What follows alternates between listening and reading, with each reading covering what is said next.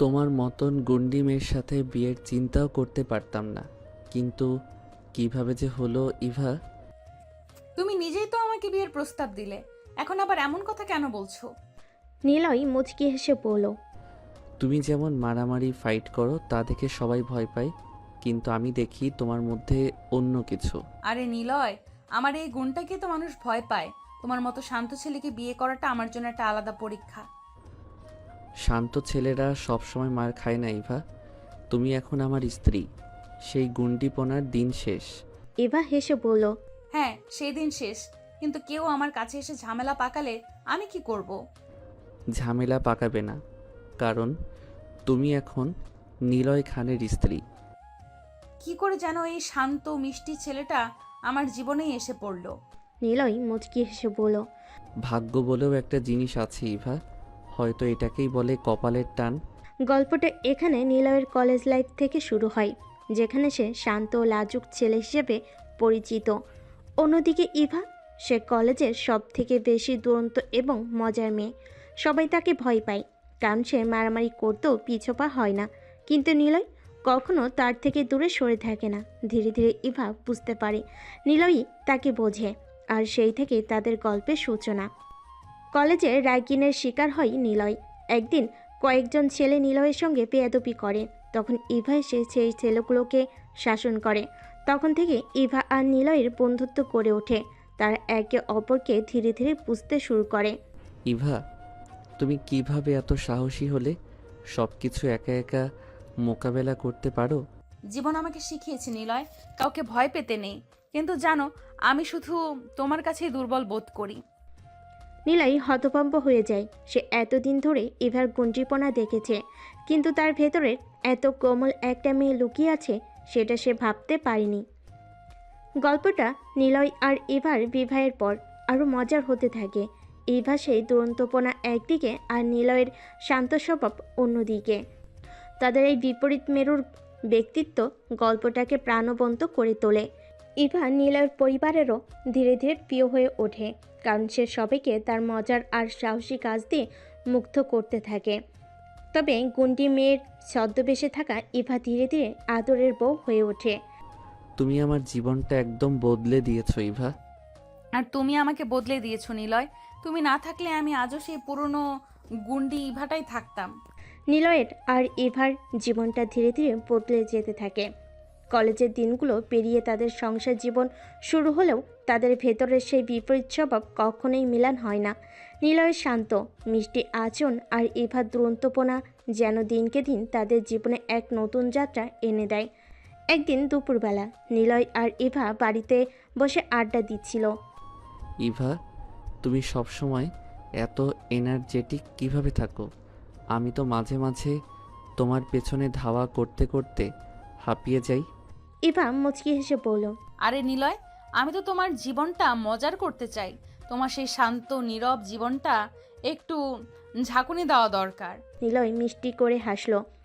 ঝাঁকুনি তো প্রতিদিনই দিচ্ছ, কিন্তু মাঝে মাঝে ভাবি তুমি এত সাহসী হলে কিভাবে? ছোটবেলা থেকেই কি এমন ছিলে? ইভা একটু চিন্তিত হয়ে গেল। তার চোখে এক ধরনের স্মৃতি খেলে গেল। আমার ছোটবেলা, আসলে আমি এমনই ছিলাম, কিন্তু পরিস্থিতি আমাকে আরো শক্ত করেছে। বাবা মা সব সময় আমাকে শেখাতেন যে জীবনে নিজেকে শক্ত হতে হবে, না হলে কেউ তোমাকে টিকতে দেবে না।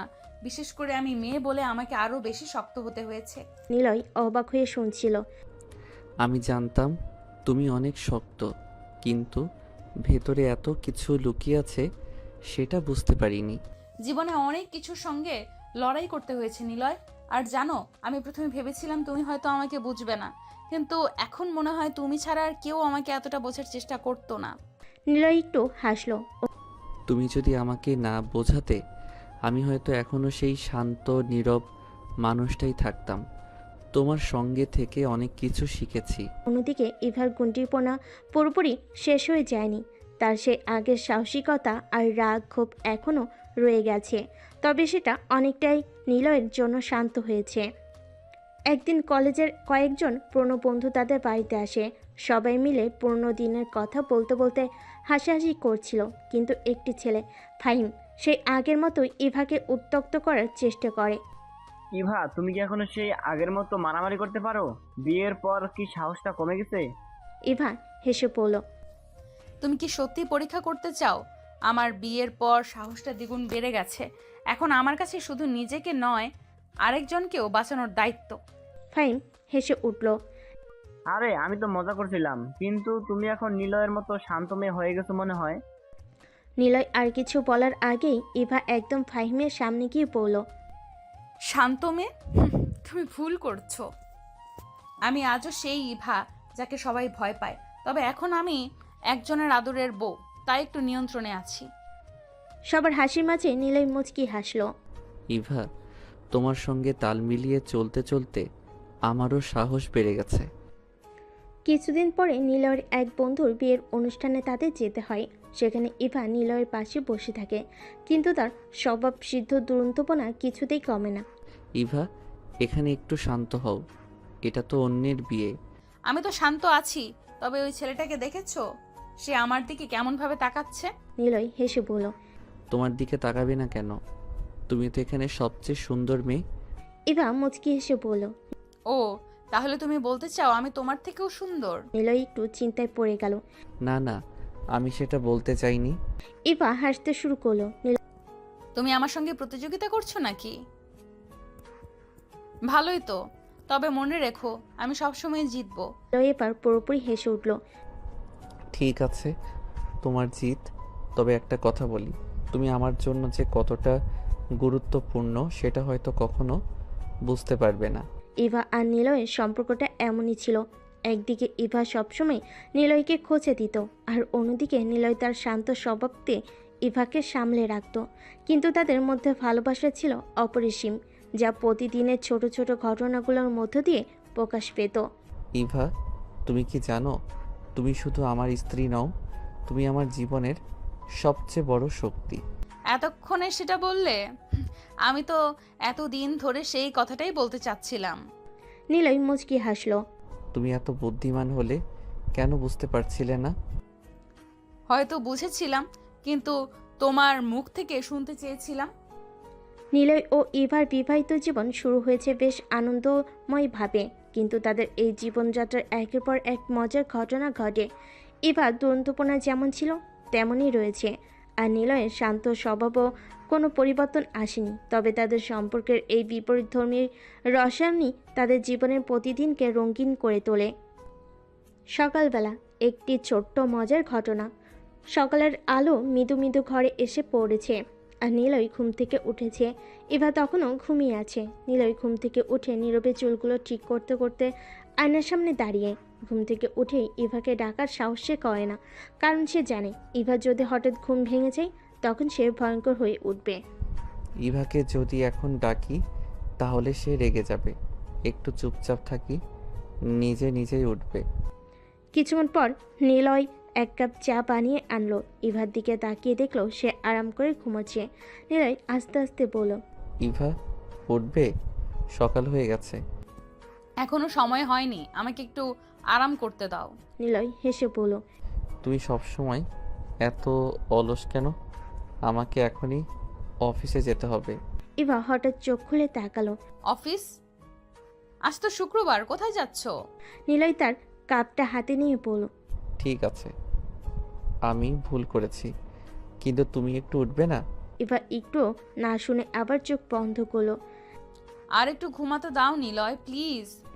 নিলয় এবার আর কোনো মতে ইভার ঘুম ভাঙাতে পারল না। সে বুঝলো ইভাকে এত সহজে ওঠানো যাবে না। তবে একটু অপেক্ষা করে যখন ইভা নিচ থেকে উঠল তখন সে মিষ্টি করে নিলয়কে বলল, তুমি আমাকে আজ একটু বেশি ডেকেছো কেন?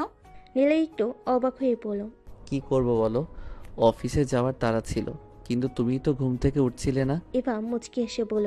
তুমি আমাকে এত আদর দিয়ে ঘুমাতে দিয়েছো, তাই না? নিলয় এবার মৃদু হেসে বলল, আরে, তুমি আমার আদরের বউ, আমি তোমাকে কষ্ট দিতে চাই না। অফিসে যাওয়ার পথে ইভা আর নিলয়ের খুনসুটি। নিলয় আর ইভা দুজনেই অফিসের জন্য তৈরি হলো। নিলয়ের অফিস ছিল তার নিজের ব্যবসা, যেখানে সে ব্যস্ত থাকে, আর ইভা একটি বেসরকারি প্রতিষ্ঠানে কাজ করে। দুজন একসঙ্গে রাস্তায় নামলো, কিন্তু ইভা সেই পুরনো মেজাজে নিলয়ের সঙ্গে মজা করতে লাগলো।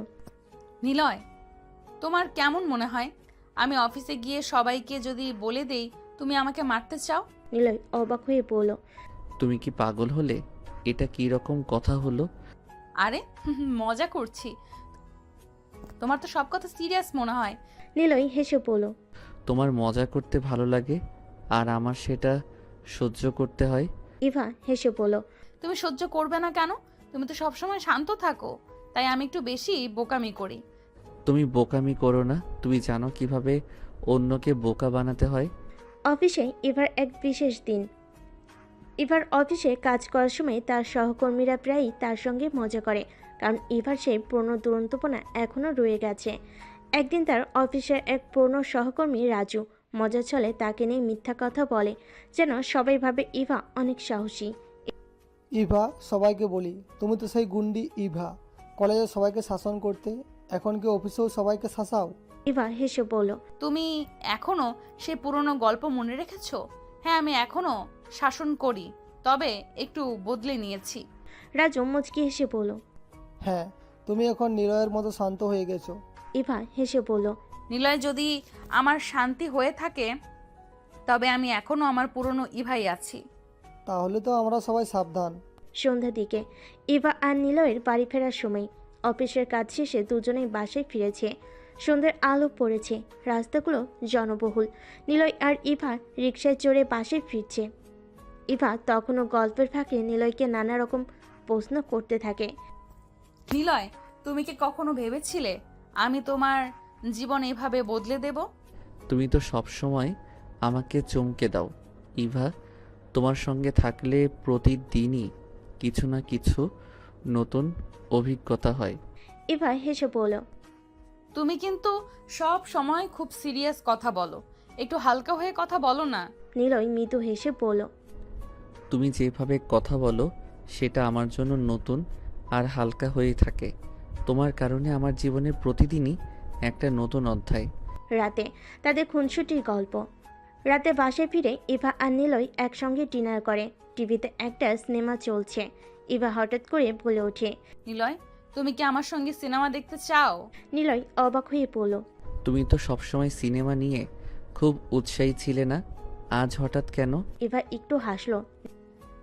আসলে আমি ভাবছি তুমি একটু মজা করো, সব সময় এত কাজ নিয়ে ব্যস্ত থাকো, তাই না? নিলয় হাসতে হাসতে বলল।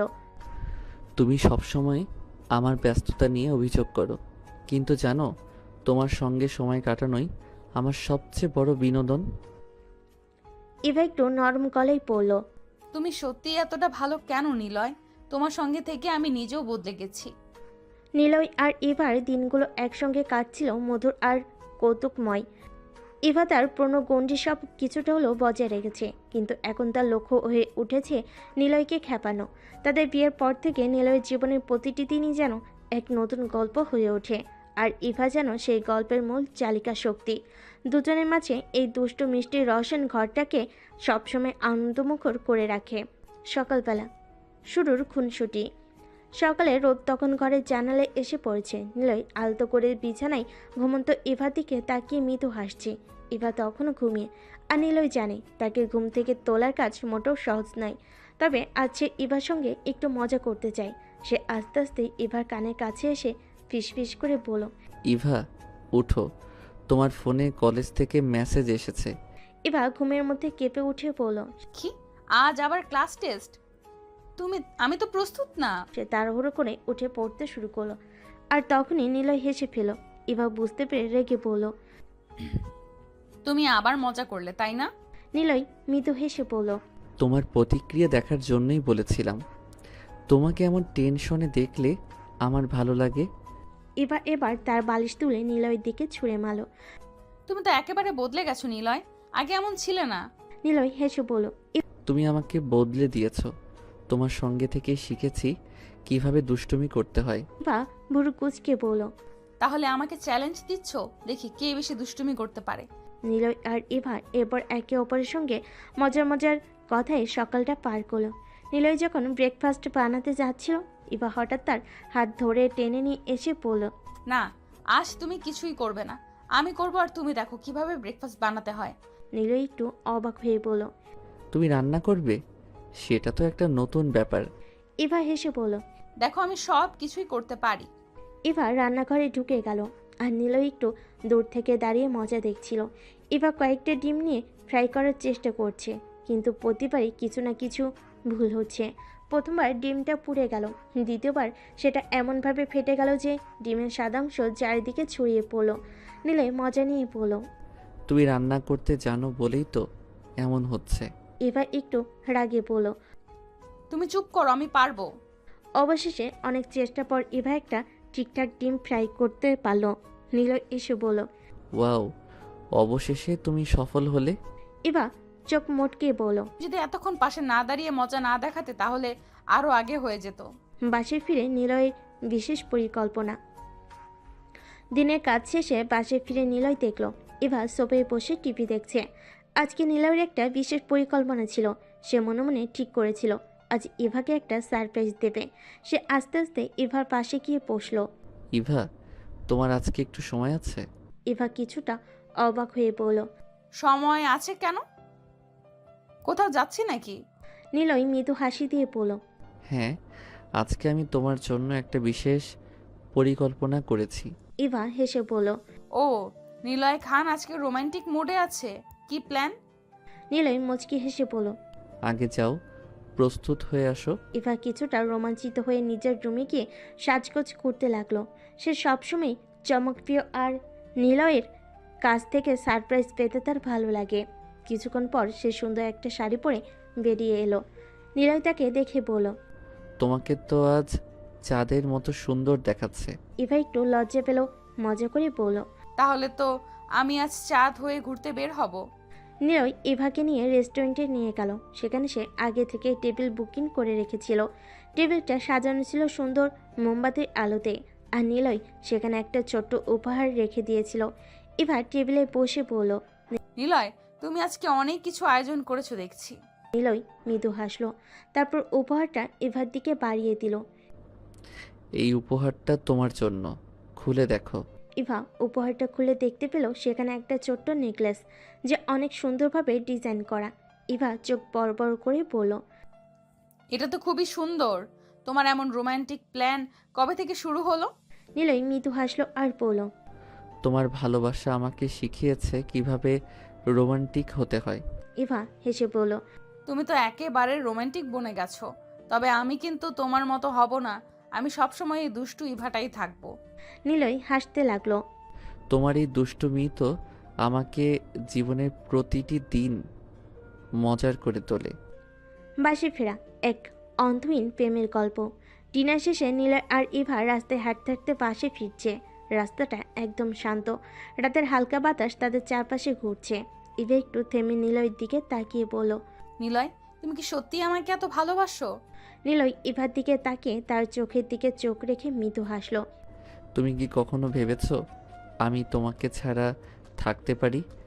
ইভা একটু চুপ করে থাকলো, তারপর হেসে বলল। তাহলে তুমি আমাকে ছাড়া একদিনও থাকতে পারবে না?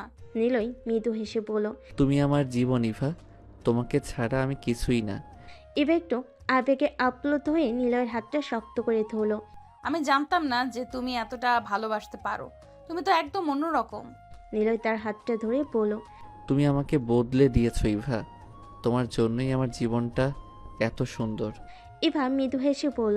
তুমি কিন্তু আর বদলাবা না। আমি তোমার এই রূপটাই চাই। নিলয় হেসে বলল। তুমি যেমন তেমনই থাকো, আমি সব সময় তোমার পাশে থাকবো। নিলয় আর ইভার মধুর সম্পর্কের রসন যতই এগোচ্ছে ততই তাদের জীবন একের পর এক মজার আর হাস্যকর ঘটনার মধ্যে দিয়ে যাচ্ছে। ইভা যেমন কুণ্ডী স্বভাবের, তেমনি নিলয় তার শান্ত ধীর স্থির প্রকৃতির জন্য পরিচিত। কিন্তু ইভার দুষ্টুমি আর নিলয়ের খুনসুটি মিলে তাদের প্রতিদিনের জীবনটা যেন এক চরম আনন্দের উৎসবে পরিণত হয়েছে। আর এর মধ্যে প্রেমের গভীরতা প্রতিটি মুহূর্তে তাদের জীবনে নতুন রং ছড়িয়ে দিচ্ছে। এক দুপুর রান্নাঘরে গন্ডগোল। একদিন দুপুরে নিলয় বেশ খুশি মেজাজে ছিল। ইভা তখন তার প্রিয় খাবারগুলো রান্না করতে ব্যস্ত। নিলয় খেয়াল করে ইভা রান্নাঘরে নানার উপকরণ ছড়িয়ে ছিটিয়ে কাজ করছে আর মাঝে মাঝে নিজে হেসে উঠছে। এটা দেখে নিলয় কাছে এসে বলল। তুই রান্না করতে করতে হাসছো কেন? ইভা হেসে বলল। আসলে আমি ভাবছিলাম তোমার মতো একটা শান্ত ছেলের জন্য এমন এক গুন্ডি মেয়ে কিভাবে রান্না করে। নিলয় মৃদু হাসি দিয়ে বলল। তুমি তো জানো তোমার রান্না যেমনই হোক আমি খুশি হব। ইভা হেসে বলল। তাহলে আজ আমি তোমার জন্য একটা বিশেষ আইটেম বানাবো। সেটা কি? ইভা গম্ভীরভাবে বলল। অপেক্ষা করো, দেখলেই বুঝবে। নিলয় চুপচাপ বসে দেখছে ইভা কি করছে। সে হাড়ির ভেতর নানা রকম মশলা আর উপকরণ দিয়ে কি একটা তৈরি করছে।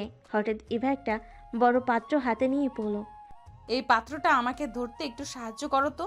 নিলয় কাছে এসে পাত্রটা ধরতে গেল, আর ঠিকই তখন ইভার হাত ফসকে পাত্রের মধ্যে থাকা সব কিছু উপকরণ নিলয়ের শার্টে পড়ে গেল। নিলয় অবাক হয়ে পড়ল। এটা কি হলো? ইভা হাসতে হাসতে বলল। তুমিই তো বলেছিলে যেমনই রান্না হোক তুমি খুশি হবে। দেখো এখন তুমি আমার রান্নার অংশ হয়েছো। নিলয় মৃদু রাগের অভিনয় করে বলল। তাহলে কি আজ পুরো রান্নাই আমার গায়ে পড়বে? ইভা হাসতে হাসতে বলল। হয়তো, তবে তুমি তো আমার রান্নার প্রথম ভাগ পেয়ে গেছো। এখন বাকিটা খাওয়ার অপেক্ষা। নিলয় তার শার্টের দিকে তাকিয়ে বলল। তাহলে আমি শার্টটা পাল্টাতে যাব? ইভা তখনও হেসে চলেছে। নিলয়ের নতুন চমক। কিছুদিন পর নিলয় সিদ্ধান্ত নিল যে এবার ইভাকে একটা বিশেষ সারপ্রাইজ দিতে হবে। ইভা তো প্রতিদিনই কোনো না কোনো দুষ্টামি করে নিলয়কে বিস্মিত করেছে। এবার নিলয় পাল্টা কিছু করবে। একদিন সন্ধ্যায় ইভা সোফায় বসে মোবাইলে ব্যস্ত ছিল। নিলয় চুপচাপ এসে তার পাশে বসলো। কিছুক্ষণ চুপচাপ থাকার পর নিলয় বলল।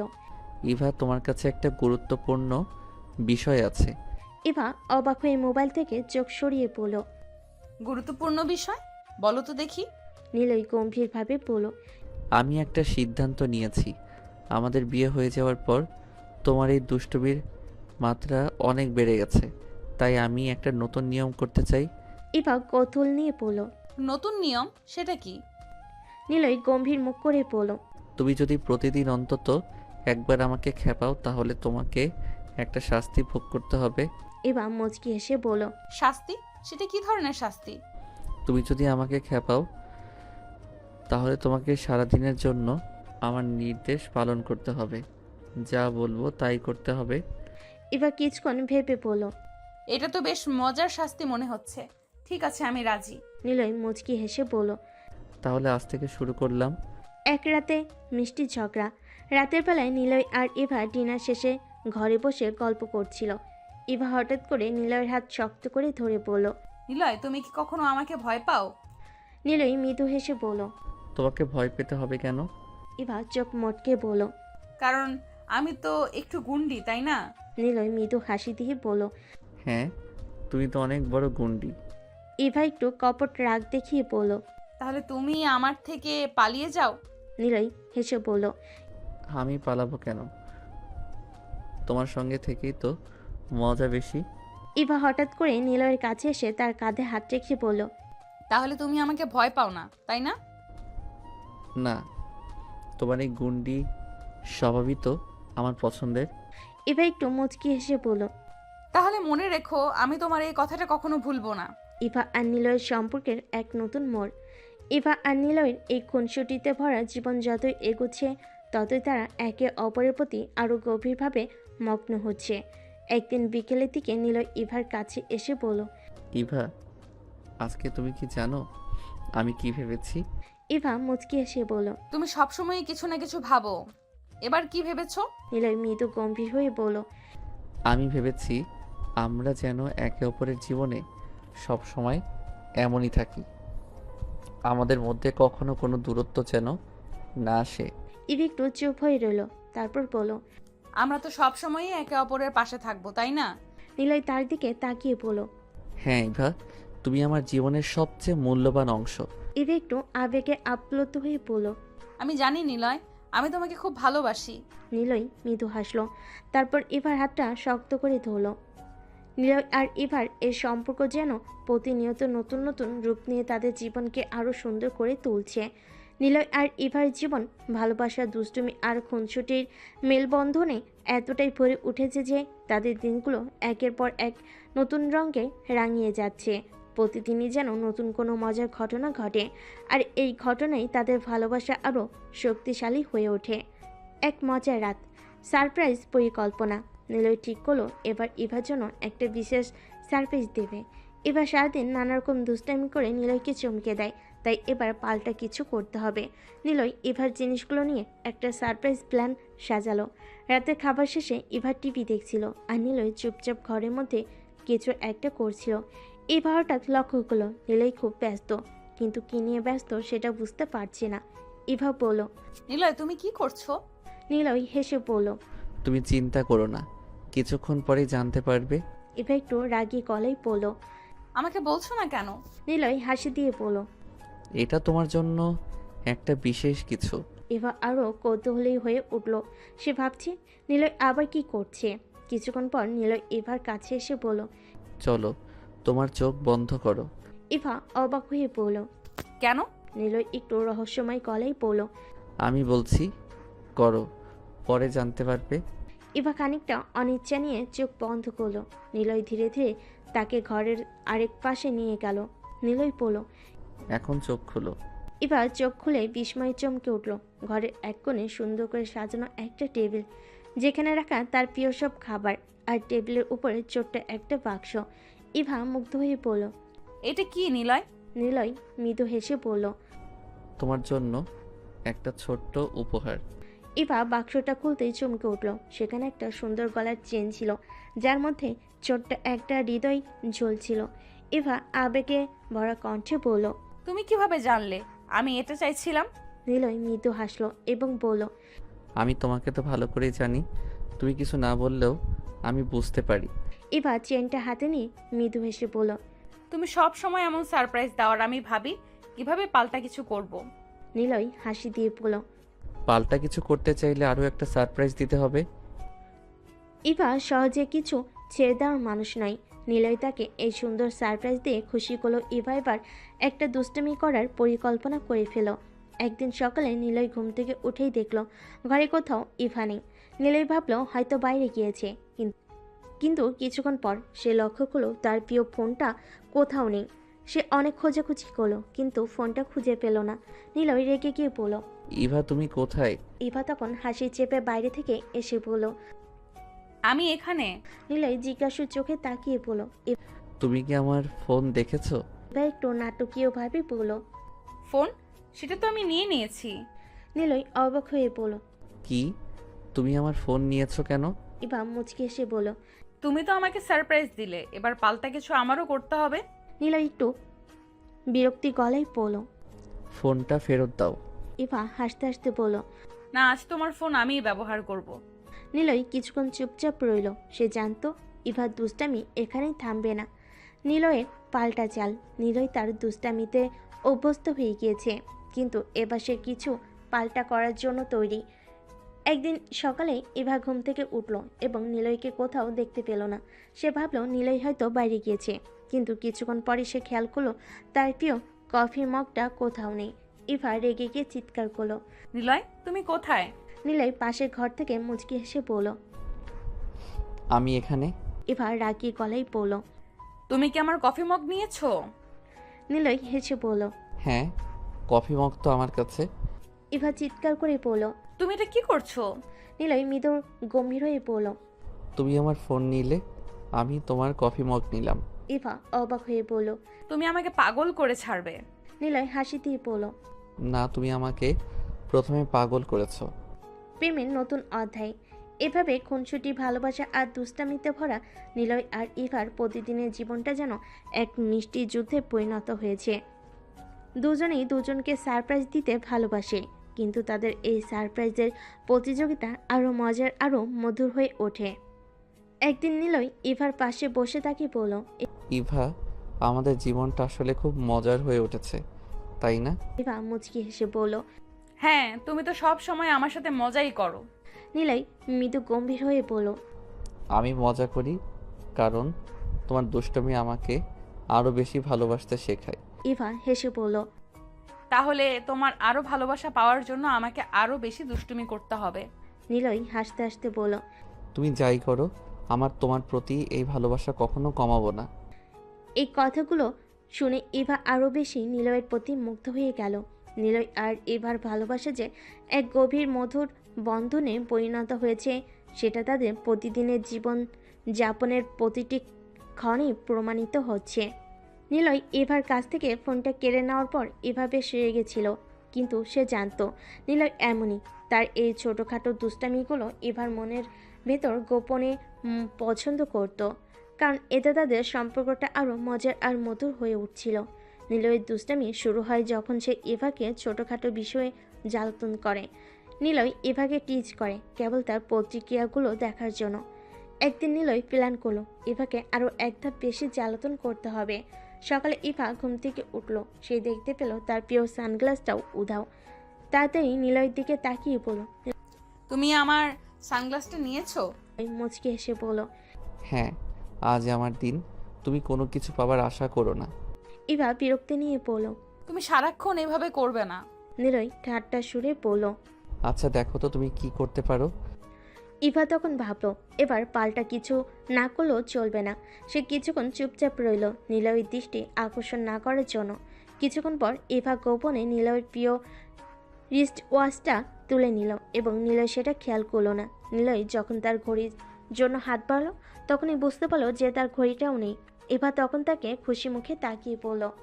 এবার বুঝলে আমি কি করতে পারি? নিলয় চমকে গিয়ে পড়ল। তুমি এটা করেছো? আমার প্রিয় রিস্ট ওয়াচ কোথায়? ইভা ঠোঁটের কোণে মুচকি হাসি নিয়ে বলল। এটা তো আমার পাল্টা চাল। নিলয় কিছুক্ষণ চুপ করে রইল, তারপর বলল, আচ্ছা, এবার আমি বুঝলাম তুমি খেলাটা ভালোই শিখেছো। এভাবেই তারা একে অপরকে নিয়ে দুষ্টামি করতে করতে তাদের প্রতিদিনের জীবনটা এক মিষ্টি খুনসুটির মধ্যে দিয়ে কাটাচ্ছিল। নিলয় আর এভার এই সম্পর্কটা শুধু দুষ্টামিতে নয়, ভালোবাসা, কেয়ার আর বন্ধুত্বেরও গড়া। একদিন নিলয় খুব সিরিয়াস মুখ করে ইভাকে বলল। ইভা, আমি তোমার সাথে একটা গুরুত্বপূর্ণ কথা বলতে চাই। ইভা একটু চিন্তিত মুখে বলল। কি কথা? কিছু হয়েছে নাকি? নিলয় হেসে বলল। না, কিছু হয়নি, আমি শুধু বলতে চাই তুমি আমার জীবনের সবচেয়ে গুরুত্বপূর্ণ মানুষ। ইভা কিছুটা অবাক হয়ে বলল। তুমি তো সবসময় মজা করো, আজ হঠাৎ এত সিরিয়াস কেন? নিলয় শান্তভাবে বলল। কারণ আমি চাই তুমি জানো আমার জীবনের সব কিছু তুমি।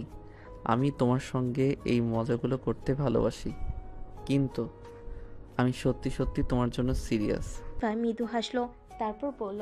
আমি জানি নিলয়, তুমি সবসময় আমার জন্যই আছো, আর আমিও তোমাকে ছাড়া কিছু ভাবতে পারি না। নিলয় হাসি দিয়ে বলল। তাহলে আমরা সব সময় এভাবেই থাকবো, ঠিক তো? হ্যাঁ, সব সময়। তাদের এই কথাগুলো তাদের সম্পর্ককে আরও গভীর করে তুলল। নিলয় আর ইভার জীবন এখন বেশ আনন্দমুখর। তাদের প্রতিদিনের খুনসুটি, হাসি, মজা আর ভালোবাসা যেন জীবনের সব দুশ্চিন্তাকে দূরে সরিয়ে রাখে। নিলয়ের প্রতিটি দুষ্টামিতে ইভার মুখে হাসি ফুটে ওঠে, আর ইভার ছোট ছোট প্রতিক্রিয়ায় নিলয় যেন আরও বেশি মজা পায়। একদিন ইভা সকালে ক্লাসে যাওয়ার জন্য প্রস্তুত হচ্ছিল, কিন্তু তার নোটবুকটা খুঁজে পাচ্ছিল না। বাসে তোলপাড় করে ফেলেও যখন কিছু খুঁজে পেল না, তখন বুঝতে পারল এটা নিশ্চয়ই নিলয়ের কোনো কাজ। নিলয় এই ধরনের ছোট দুষ্টামির জন্য বেশ পরিচিত। নিলয়, আবার আমার নোটবুক নিয়েছো? নিলয় হেসে বলল। নোটবুকের কথা বলছো? একটু ভালো মতো খুঁজে দেখো, আমি কোথায় রেখেছি সেটা বলবো না। ইভা কিছুটা বিরক্তি মুখে বলল। তুমি কি জানো না আজ আমার একটা গুরুত্বপূর্ণ প্রেজেন্টেশন আছে? নিলয় তখন আরও মজা পেয়ে পড়ল। ও, প্রেজেন্টেশন বলছো? আমি ভাবলাম আজ কোনো পরীক্ষা নেই, তাই একটু মজা করে নিলাম। ইভা তার দিকে চোখ বড় করে তাকালো, কিন্তু কিছু বলল না। সে জানতো নিলয় আসলেই কিছু না কিছু করে তাকে মজা দেখাতে ভালোবাসে। কিছুক্ষণ পর নিলয় হেসে ইভার নোটবুকটা হাতে তুলে ধরে বলল। এই নাও তোমার নোটবুক, তোমার প্রেজেন্টেশনের জন্য শুভকামনা। ইভা হাসি দিয়ে বলল। তুমি এমন করো কেন? আমি জানি তুমি আমাকে সাহায্য করতেই চাইছো, কিন্তু এইভাবে দুষ্টুমি না করলেও পারতে।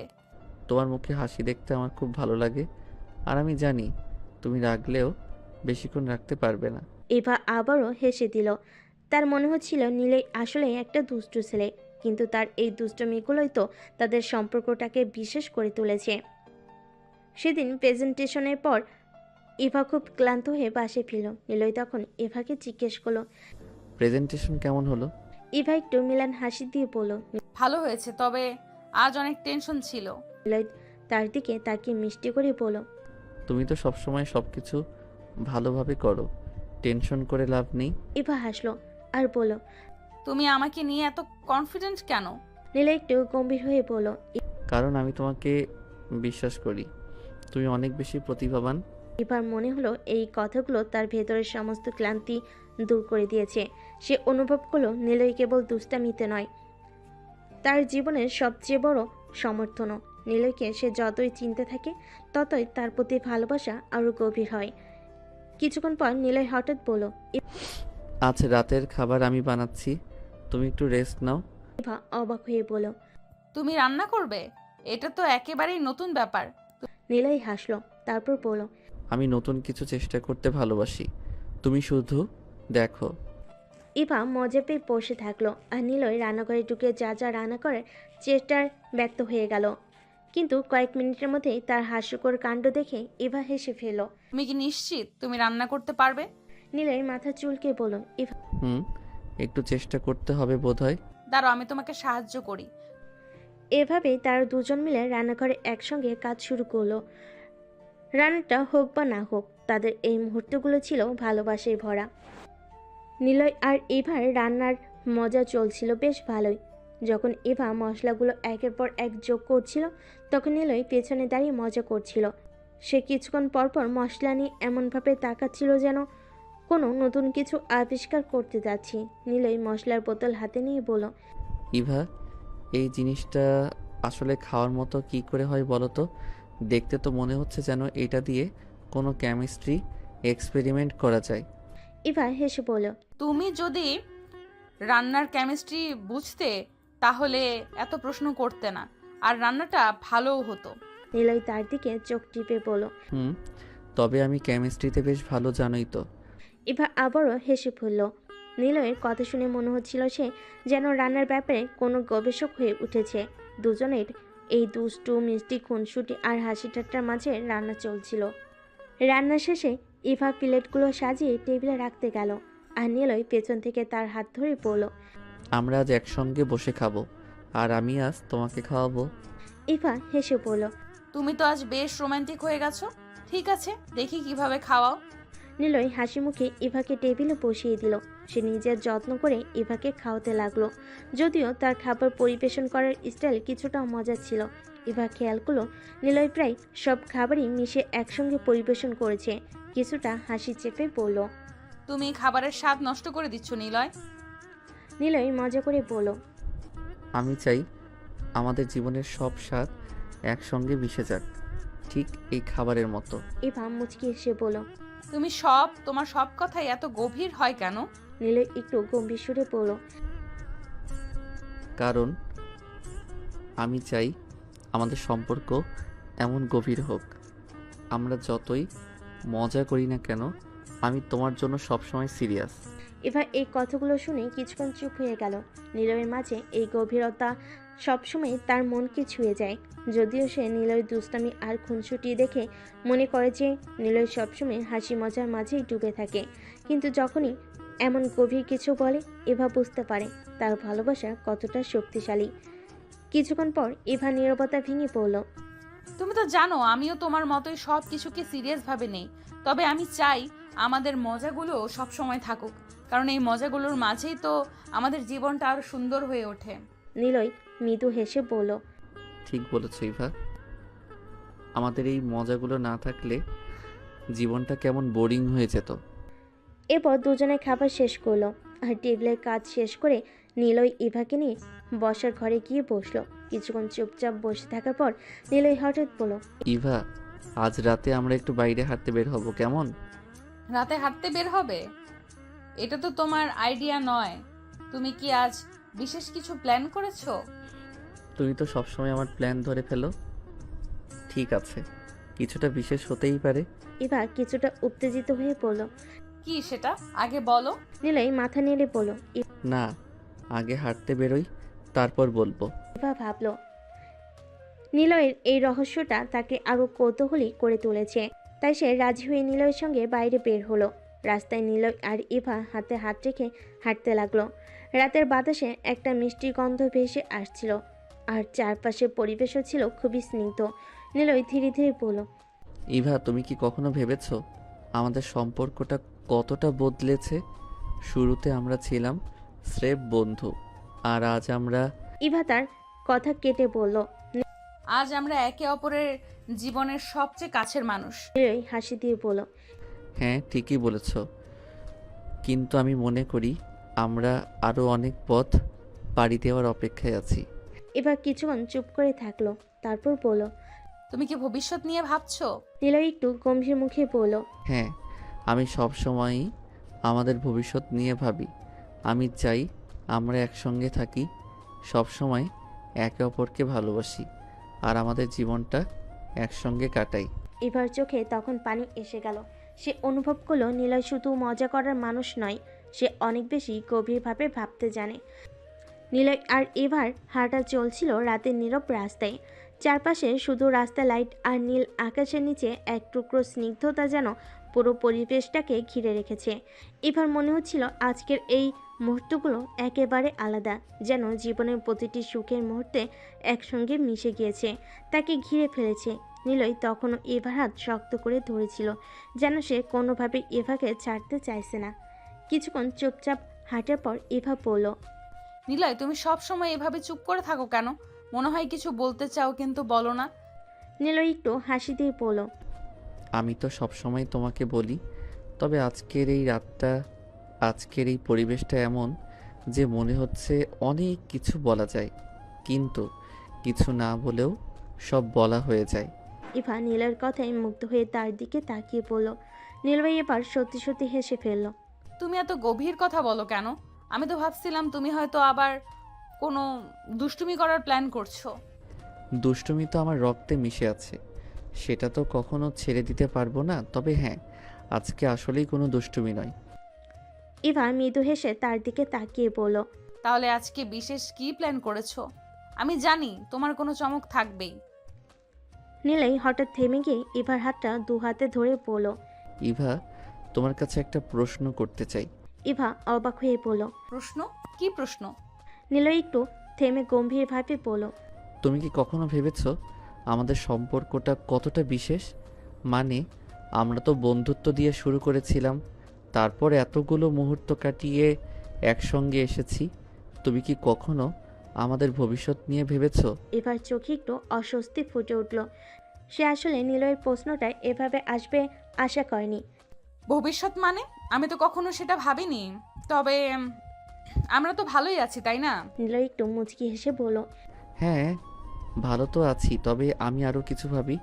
আমি ভাবি আমাদের ভবিষ্যৎটা কতটা সুন্দর হতে পারে যদি আমরা সব সময় একসঙ্গে থাকি। এবার একটু অবাক হয়ে বলল। তুমি কি বলতে চাচ্ছ যে? নীলয় তার কথার মাঝখানে ইভাকে থামিয়ে বলল। হ্যাঁ, আমি ঠিক সেটাই বলতে চাইছি। ইভা, আমি চাই আমরা একসঙ্গে থাকি সব সময়। আমি চাই তুমি আমার পাশে থেকো আমার জীবনের প্রতিটা মুহূর্তে। এবার মুখটা হঠাৎ থমকে গেল। সে এভাবে নিলয়ের থেকে এতটা গভীর কিছু শোনার জন্য একদম প্রস্তুত ছিল না। তার মনে হচ্ছিল নিলয় হয়তো শুধু দুষ্টামিতে মেতে থাকতে ভালোবাসে, কিন্তু এই মুহূর্তে তার চোখে যে গভীর ভালোবাসার ছাপ ফুটে উঠেছে সেটা একদমই আলাদা। নিলয়, আমি জানি না কি বলবো। এটা এত হঠাৎ করে আমি তো ভাবতেই পারিনি। নিলয় তার হাতে হাত রেখে বলল। তোমার কিছু বলতে হবে না, শুধু এইটুকু বলো, তুমি কি আমাকে সবসময় পাশে চাও? আমরা কি একসঙ্গে আমাদের জীবনটা ভাগ করে নিতে পারি? এবার কিছুক্ষণ চুপ করে থাকলো। তার চোখ দিয়ে অশ্রু গড়িয়ে পড়ল। সে বুঝতে পারছিল তার নিজের অনুভূতিগুলো এমনই, কিন্তু সে কখনো সেভাবে প্রকাশ করতে পারেনি। নিলয়, আমি সবসময়ই চেয়েছি তুমি আমার পাশে থাকো। আমি তো কখনো বুঝতে পারিনি তুমি এভাবে ভাবছো। নিলয় মৃদু হাসি দিয়ে বলল। আমি তো সবসময়ই এটা ভেবেছি, কিন্তু কখনো সাহস করে বলতে পারিনি। আজ এই রাত, এই পরিবেশ, মনে হলো আজ না বললে আর কখনো বলবো না। এবার তার চোখ মুছে পড়ল। তুমি জানো আমি তোমাকে ভালোবাসি, কিন্তু আমি ভাবতাম আমাদের সম্পর্কটা হয়তো শুধু বন্ধুত্বেই থাকবে। নিলয় হাসি দিয়ে বলল।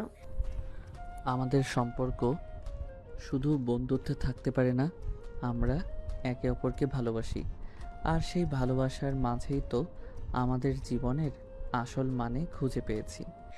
এবার নিলয়ের দিকে এগিয়ে গিয়ে তাকে আলিঙ্গন করলো। তার মনে হচ্ছিল জীবনের সব কিছু এক মুহূর্তে যেন সম্পূর্ণ হয়ে গেছে। নিলয় আস্তে করে বলল। তাহলে তুমি রাজি? ইভা আলিঙ্গনের মধ্যেই বলল। হ্যাঁ নিলয়, আমি রাজি। এভাবে তারা দুজনের জীবনের এক নতুন অধ্যায়ে পা রাখলো, যেখানে ভালোবাসা আর বিশ্বাস একে অপরের সঙ্গে মিশে গিয়েছিল। নিলয় আর ইভার আলিঙ্গনের পর কিছুক্ষণ এভাবেই কাটলো, যেন পুরো পৃথিবীটা থমকে গেছে। চারপাশে নীরবতা আর ঠান্ডা বাতাস তাদের মনে এক অদ্ভুত শিহরণ এনে দিচ্ছিল। আলিঙ্গন শেষে নিলয় ইভার চোখের দিকে তাকিয়ে বলল। তুমি জানো ইভা, আমি তোমার সঙ্গে যতবারই থেকেছি ততবারই মনে হয়েছে জীবনের প্রতিটা মুহূর্ত যেন তোমার সঙ্গেই কাটাতে চাই। ইভা একটু মৃদু হাসি দিয়ে বলল। তুমি এত সুন্দর করে কথা বলতে পারো কিভাবে? আমার তো মনে হয় তোমার সঙ্গে প্রতিদিন কথা বলেই আমি জীবনের সব সুখ পেয়ে গেছি। নিলয় তার হাত ধরে বলল। সুখটা তো আসলেই তুমি, আমার জীবনের সব কিছু তুমি। আমি জানি না তোমাকে ছাড়া কেমন হতো আমার দিনগুলো। তুমি পাশে না থাকলে হয়তো আমি এখন একেবারেই অন্যরকম একটা মানুষ হতাম। ইভা চোখ মুছে বলল। নিলয়, তুমি তো জানো না আমিও তোমাকে ঠিক সেভাবেই ভালোবাসি। আমি হয়তো কখনো তোমাকে সেটা সেভাবে বলিনি, কিন্তু প্রতিদিনই তোমার কথা ভাবি। নিলয় মৃদু হেসে বলল। তোমার ভাবনাগুলো শুনতে পেয়ে ভালো লাগছে, তবে আমি চাই তুমি সবসময় আমাকে সরাসরি বলো, যেভাবে আমি তোমাকে বলি। আমাদের মধ্যে কোনো লুকোচুরি থাকবে না। ইভা এবার গভীরভাবে নিলয়ের দিকে তাকিয়ে বলল। আমি তো কখনো লুকাতে চাইনি, শুধু ভেবেছিলাম তুমি হয়তো কখনো আমাকে সেইভাবে দেখবে না। নিলয় হেসে বলল। তুমি কি সত্যি এটা ভেবেছিলে? আমি তো প্রথম থেকেই তোমাকে আলাদা করে দেখেছি। তোমার সেই শুরুর দিনের মিষ্টি হাসিটাই আমাকে প্রথমে মুগ্ধ করেছিল। ইভা এবার একটু লজ্জা পেয়ে বলল। তুমি কি মনে করো আমি তখন তোমার দিকে খুব বেশি তাকাতাম? নিলয় হাসতে হাসতে বলল। হ্যাঁ, প্রথমে একটু অবাক হয়েছিলাম। তুমি এত সুন্দর করে তাকাতে যে আমার মনে হতো তুমি আমার ভেতর কিছু খুঁজে পেতে চাইছো। ইভা একটু লজ্জে পড়ে বলল। আমি তো আসলে তোমার দুষ্টুমি আর বুদ্ধির জন্যই তোমার দিকে তাকাতাম। তুমি আমাকে অনেকটা আলাদা মনে হতেই বাধ্য করেছিলে। নিলয় এবার ইভার হাতটা আরো শক্ত করে ধরে বলল। তুমি যে আমার দিকে তাকিয়েছো সেটাই আমার জীবনের সবচেয়ে বড় পাওয়া। তোমার চোখে আমি যা দেখেছি তা আমাকে বদলে দিয়েছে। আমি তোমার জন্যই নিজেকে বদলাতে শিখেছি। ইভা একটু মৃদু হাসলো। এই ভালোবাসায় তার মনটা একেবারে ভরে উঠছিল।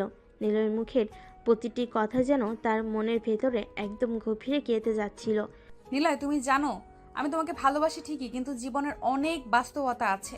আমরা কি সবকিছু সামলাতে পারবো? নিলয় গভীরভাবে ইভার দিকে তাকিয়ে বলল। ইভা, জীবন সবসময় কঠিন, কিন্তু একসঙ্গে থাকলে আমরা সব কিছুই পারবো। আমরা যদি একে অপরকে বিশ্বাস করি তাহলে কোনো কিছুই আমাদের থামাতে পারবে না। ইভার মনে একটু দ্বিধা থাকলো, নিলয়ের এর দৃঢ় আত্মবিশ্বাস তাকে নতুন করে সাহস দিচ্ছিল। তুমি সত্যি এতটা আত্মবিশ্বাসী? আমি কখনো ভাবিনি তুমি এইভাবে ভাববে। নিলয় একটু মুচকি এসে বলল। আত্মবিশ্বাস তো তোমার থেকে পেয়েছি। তুমি না থাকলে হয়তো আমার মধ্যে এই আত্মবিশ্বাসটাও থাকতো না। এবার নিলয়ের কাছে এসে তার কাঁধে মাথা রাখলো। মনে হচ্ছিল আজকের এই রাতের প্রতিটা মুহূর্ত যেন তাদের জন্য একেবারে বিশেষভাবে সাজানো হয়েছে। কিছুক্ষণ চুপ করে থেকে নিলয় বলল। ইভা, আমরা যদি জীবনের সব কিছু একসঙ্গে সামলাই তাহলে আমাদের সামনে যা কিছুই আসুক আমরা একসঙ্গেই সব কিছু পার করে যাব। ইভা মাথা উঁচু করে বলল। হ্যাঁ, আমি এখন বুঝতে পারছি। আমি তোমার সঙ্গে থাকতে চাই, আমি তোমার সঙ্গে সবকিছু পার করতে চাই। নিলয় এবার ইভার দিকে তাকিয়ে একটু মুচকি হেসে বলল। তাহলে আমরা শুরু করি আমাদের জীবনের নতুন অধ্যায়। এই কথাই ইভা বলল। আমাদের নতুন জীবন, আমাদের ভালোবাসা। নিলয় আর ইভা তখন হাতে হাত ধরে নতুন দিনের অপেক্ষায় এগিয়ে চলো। তাদের সামনে ছিল জীবনের অনিশ্চিত পথ, কিন্তু তারা দুজন জানতো একে অপরকে পাশে নিয়ে তারা সব কিছু জয় করতে পারবে। নিলয় আর ইভার জীবনের ভালোবাসা যেন প্রতিদিন নতুন কোনো চমক নিয়ে আসে। তার এখন একে অপরকে ছাড়া একটি দিন কল্পনা করতে পারে না। রাতে সেই মুহূর্তের পর থেকেই তাদের সম্পর্কের গভীরতা আরও বেড়ে গেছে, কিন্তু সেই ভালোবাসার পরও জীবনের প্রতিদিনই নতুন চ্যালেঞ্জ নিয়ে আসে। নিলয় জানতো শুধুমাত্র ভালোবাসা দিয়ে সব কিছু জয় করা সম্ভব নয়। বাস্তব জীবনে নানা সমস্যার সমাধানের জন্য সাহস, বুদ্ধি আর দৃঢ় মানসিকতা দরকার। একদিন সকালে নিলয় কলেজে যাওয়ার জন্য প্রস্তুতি নিচ্ছিল। হঠাৎ তার ফোনে একটি অচেনা নাম্বার থেকে কল এলো। নিলয় ফোনটি রিসিভ করলো। ওপাশ থেকে গম্ভীর কণ্ঠে একজন বলল, নিলয় খান, তুমি জানো না, কিন্তু তোমার জীবনে বড় বিপদ আসছে। তোমার আশেপাশে অনেক শত্রু ঘুরছে। তুমি যতই সতর্ক থাকো না কেন, তারা তোমার উপর আঘাত আনতে আসছে। তুমি কে?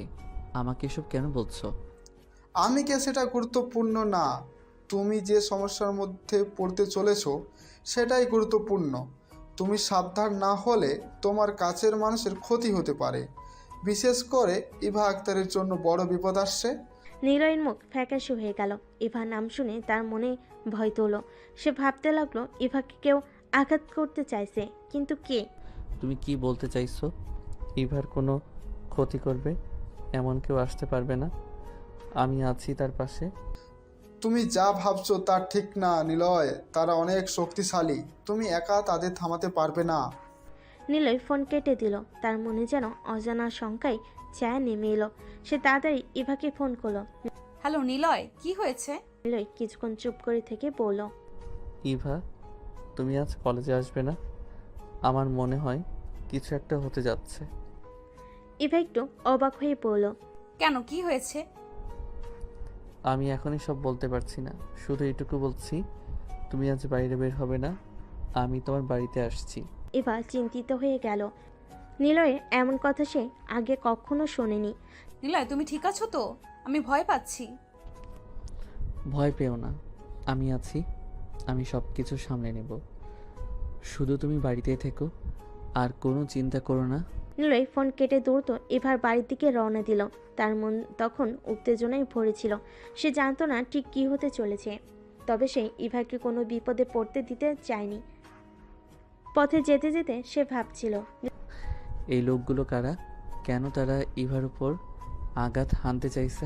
নিলয় ইভাকে নিয়ে খুব চিন্তিত হয়ে পড়েছিল, তবে তার মানসিক শক্তি তাকে সামলে রাখছিল। নিলয় ইভার বাড়ির সামনে পৌঁছে দরজায় ধাক্কা দিল। ইভা তাড়াতাড়ি দরজা খুলো। তার মুখে আতঙ্কের ছাপ স্পষ্ট ছিল। নিলয়, কি হয়েছে? তুমি আমাকে ভয় দেখাচ্ছ? নিলয় ইভার হাত ধরে বলল, ইভা, আমি জানি না ঠিক কী হতে যাচ্ছে, কিন্তু আমি নিশ্চিত কিছু একটা হতে চলেছে। তোমাকে এখন কিছুদিন আমার সঙ্গে থাকতে হবে। আমি নিশ্চিত হতে চাই তুমি নিরাপদে আছো। ইভা ভেতরে গিয়ে বসলো। সে কিছুক্ষণ নীরব থাকলো, তারপর বলল, তুমি আমাকে এত ভালোবাসো যে আমার জন্য চিন্তা করছো, আমি জানি, কিন্তু কিভাবে এত ভয় পাচ্ছ? তুমি তো সবসময় শক্ত ছিলে। নিলয় গভীরভাবে ইভার চোখের দিকে তাকিয়ে বলল, আমার কাছে তুমি সব কিছু। আমি তোমার জন্য কোনো ঝুঁকি নিতে পারবো না। তুমি যদি আমার জীবনে না থাকো, তাহলে আমি বেঁচে থাকবো কিভাবে? ইভা নিলয়ের কথাগুলো শুনে আবেগে ভেসে গেল। তুমি আমার জন্য এত ভাবো, আমি জানতাম না যে তুমি এইভাবে আমাকে রক্ষা করার চেষ্টা করবে। নিলয় হাত ধরে বলল, তুমি আমার জীবন ইভা। আমি সব কিছু করতে রাজি আছি, শুধু তোমাকে নিরাপদে রাখার জন্য। কিন্তু ঠিক তখনই বাইরে থেকে কিছু অচেনা লোকের কথা শোনা গেল। নিলয় দ্রুত জানালা দিয়ে বাইরে তাকালো। কিছু লোক এসে নিলয়ের দিকে ইশারা করে কথা বলছিল। নিলয় বুঝতে পারল এরা তার শত্রু। ইভা, তুমি এখনই ভেতরে গিয়ে লুকিয়ে পড়ো। আমি বাইরে গিয়ে দেখছি এরা কারা। নিলয়, তুমি কি ঠিক করবে? আমি ভয় পাচ্ছি। নিলয় এবার হাতটা শক্ত করে ধরে বলল, আমার উপর বিশ্বাস রাখো, আমি তোমাকে কিছু হতে দেব না। নিলয় বাইরে বেরিয়ে আসতে সেই লোকগুলো এগিয়ে এলো। তাদের একজন বলল, তুমি কি নিলয় খান? হ্যাঁ, আমি নিলয়। তোমরা কি চাও? তোমার মেয়েটিকে আমরা চাই। সে আমাদের অনেক বড় সমস্যায় ফেলে দিয়েছে। তাকে আমাদের হাতে তুলে দাও। নিলয়ের চোখ রাগে লাল হয়ে উঠল। তোমরা কখনোই ইভাকে পাবে না। আমি তাকে রক্ষা করব, যাই ঘটুক। অচেনা লোকগুলো হেসে বলল, তাহলে তুমি আমাদের পথে দাঁড়াচ্ছ? তুমি কি জানো আমরা কারা? নিলয় একটু মুচকি হেসে বলল, আমি জানি না তোমরা কারা, আর তা জানার দরকারও নেই, কিন্তু আমি জানি তোমরা ইভাকে কোনো ক্ষতি করতে পারবে না। অচেনা লোকগুলো এবার রেগে গেল। তাদের একজন বলল, তাহলে আমাদের বাধ্য হতে হবে। তুমি যদি আমাদের না শোনো, তাহলে তুমি নিজেই বড় বিপদে পড়বে। নিলয় এবার সম্পূর্ণ দৃঢ় কণ্ঠে বলল, আমি কারো হুমকি মানি না। ইভা আমার সব কিছু, আর আমি তাকে রক্ষা করতে জানি। এরপর এক মুহূর্তে নিলয়ের হাত ফেটে গেল আঘাতের প্রস্তুতি দিতে। নিলয়ের চোখে তখন আগুনের ঝলক, যেটা শত্রুরা লক্ষ্য করলেই ভয় পেত। কিন্তু নিলয় ঠিকই জানতো তাকে এখন মাথা ঠান্ডা রাখতে হবে। সে প্রতিটি পদক্ষেপ হিসাব করে এগুচ্ছিল। এবার ভেতরে নিরাপদে আছে, এটাই তার জন্য সবচেয়ে বড় তৃপ্তি। শত্রুরা নিলয়কে ভয় দেখাতে চেষ্টা করছে, কিন্তু নিলয় ভালো করেই জানে সে তাদের সঙ্গে খেলা করবে, আর এই খেলা সে নিজেই জিতবে। অচেনা লোকগুলোর মধ্যে এক নেতা টাইপের লোক বলল, নিলয়, তোমার বুদ্ধির প্রশংসা করি, কিন্তু তুমি জানো না আমরা কতটা শক্তিশালী। ইভা ডাক্তারকে আমাদের হাতে তুলে না দিলে আমরা যখন যা ইচ্ছে তাই করতে পারি। নিলয় মৃদু হেসে বলল, তোমরা শক্তিশালী হতে পারো, কিন্তু একটা জিনিস বোঝার ভুল করেছো। ইভা আক্তার আমার, আর কেউ তাকে ছিনিয়ে নিতে পারবে না। শক্তি আর মনের খেলার পার্থক্যটা এখন তোমরা দেখবে। নিলয় বুঝতে পারল সামনে বড় কিছু ঘটতে চলেছে। তার মধ্যে উত্তেজনার সাথে সাথে ভয়ও ছিল, কিন্তু নিলয় কখনোই ভয়কে তার শক্তির পথে বাধা হতে দেয়নি। সে ফোন বের করে একটি মেসেজ পাঠালো তার বন্ধুরা যারা বিভিন্ন অঞ্চলে ছড়িয়ে আছে, সবে দ্রুত এক জায়গায় একত্রিত হচ্ছি। নিলয়ের সাথে যারা কাজ করে তার গোপনে একটি গ্রুপের সদস্য, যা অন্য কারোর জানা নেই। তার সকলে নিলয়ের ডাকে সাড়া দিতে প্রস্তুত। নিলয় এরপর শত্রুদের দিকে তাকিয়ে চ্যালেঞ্জের কণ্ঠে বলল, তোমরা যদি এতটাই শক্তিশালী হও, তাহলে সাহস করে দেখাও তোমাদের শক্তি। আমি দেখতে চাই তোমাদের এই শক্তি আসলে কতটা ফাঁকা। অচেনা নেতা তার দলের লোকেদের দিকে তাকিয়ে সংকেত দিল। মুহূর্তের মধ্যে লোকগুলো আক্রমণের জন্য প্রস্তুত হয়ে গেল। নিলয় তাদের দিকে তাকিয়ে দেখছিল, কিন্তু তার মুখে কোনো ভয় ছিল না। বংশে শান্তভাবে তাদের দিকে তাকিয়ে মুচকি হেসে বলল, আসো দেখি কার সাহস বেশি। লোকগুলো আক্রমণ শুরু করলো, আর নিলয় একের পর এক দক্ষতার সঙ্গে তাদেরকে আঘাতে প্রতিহত করতে লাগলো। সে যেন আগে থেকে প্রত্যেক আক্রমণের দিক বুঝতে পারছিল। তার পায়ের গতি, হাতের চাল, সবকিছু এত নিখুঁত যে শত্রুরা বুঝতেই পারছিল না তারা কখন হেরে যাচ্ছে। কয়েক মিনিটের মধ্যেই শত্রুরা একে একে মাটিতে পড়ে গেল। নিলয় তখন সোজা দাঁড়িয়েছিল, তার শরীরে এক ফোঁটা ঘামও নেই। সে এবার শত্রুর নেতার দিকে তাকিয়ে বলল, তোমার মানুষগুলো তো বেশ দুর্বল দেখছি। এরা কি তোমার শক্তি? অচেনা নেতা অবাক হয়ে গেল। সে ভাবেনি নিলয় এতটা দক্ষ। তার মুখে হতাশার ছাপ স্পষ্ট হয়ে উঠল। নিলয়, তুমি যাই করো না কেন, ইভাকে আমরা ছাড়বই না। আমাদের উপর বড় মাফিয়া বস আছে, সে আমাদের অর্ডার দিয়েছে ইভা আক্তারকে আমাদের হাতে তুলে দিতে হবে, নয়তো তোমার সবাইকে শেষ করে দেওয়া হবে। নিলয় এবার একটু হেসে বলল, তোমাদের মাফিয়া বস যে যাই হোক আমি জানি না, কিন্তু একটা কথা ভালো করে মনে রেখো, আমি কখনোই ইভাকে কোনো বিপদে ফেলতে দেব না। আর তোমার মাফিয়া বস যদি আসে তাহলে তারও জন্য আমি প্রস্তুত আছি। অচেনা নেতা এবার রাগে ফেটে পড়ল। সে বুঝতে পারছিল নিলয়ের সঙ্গে পেরে ওঠা সহজ হবে না। তাহলে আমরা যা করার করব, এবার তুমি নিজেই ফলাফল দেখবে। বলে নেতা তার লোকেদের নিয়ে দ্রুত জায়গা ছেড়ে চলে গেল। নিলয় জানতো এই যুদ্ধ এখনো শেষ হয়নি, বড় কিছু অপেক্ষা করছে। কিন্তু সে চিন্তিত ছিল না। ইভা নিরাপদে আছে, আর সে নিশ্চিত যে তার বন্ধুরা দ্রুত এসে পড়বে।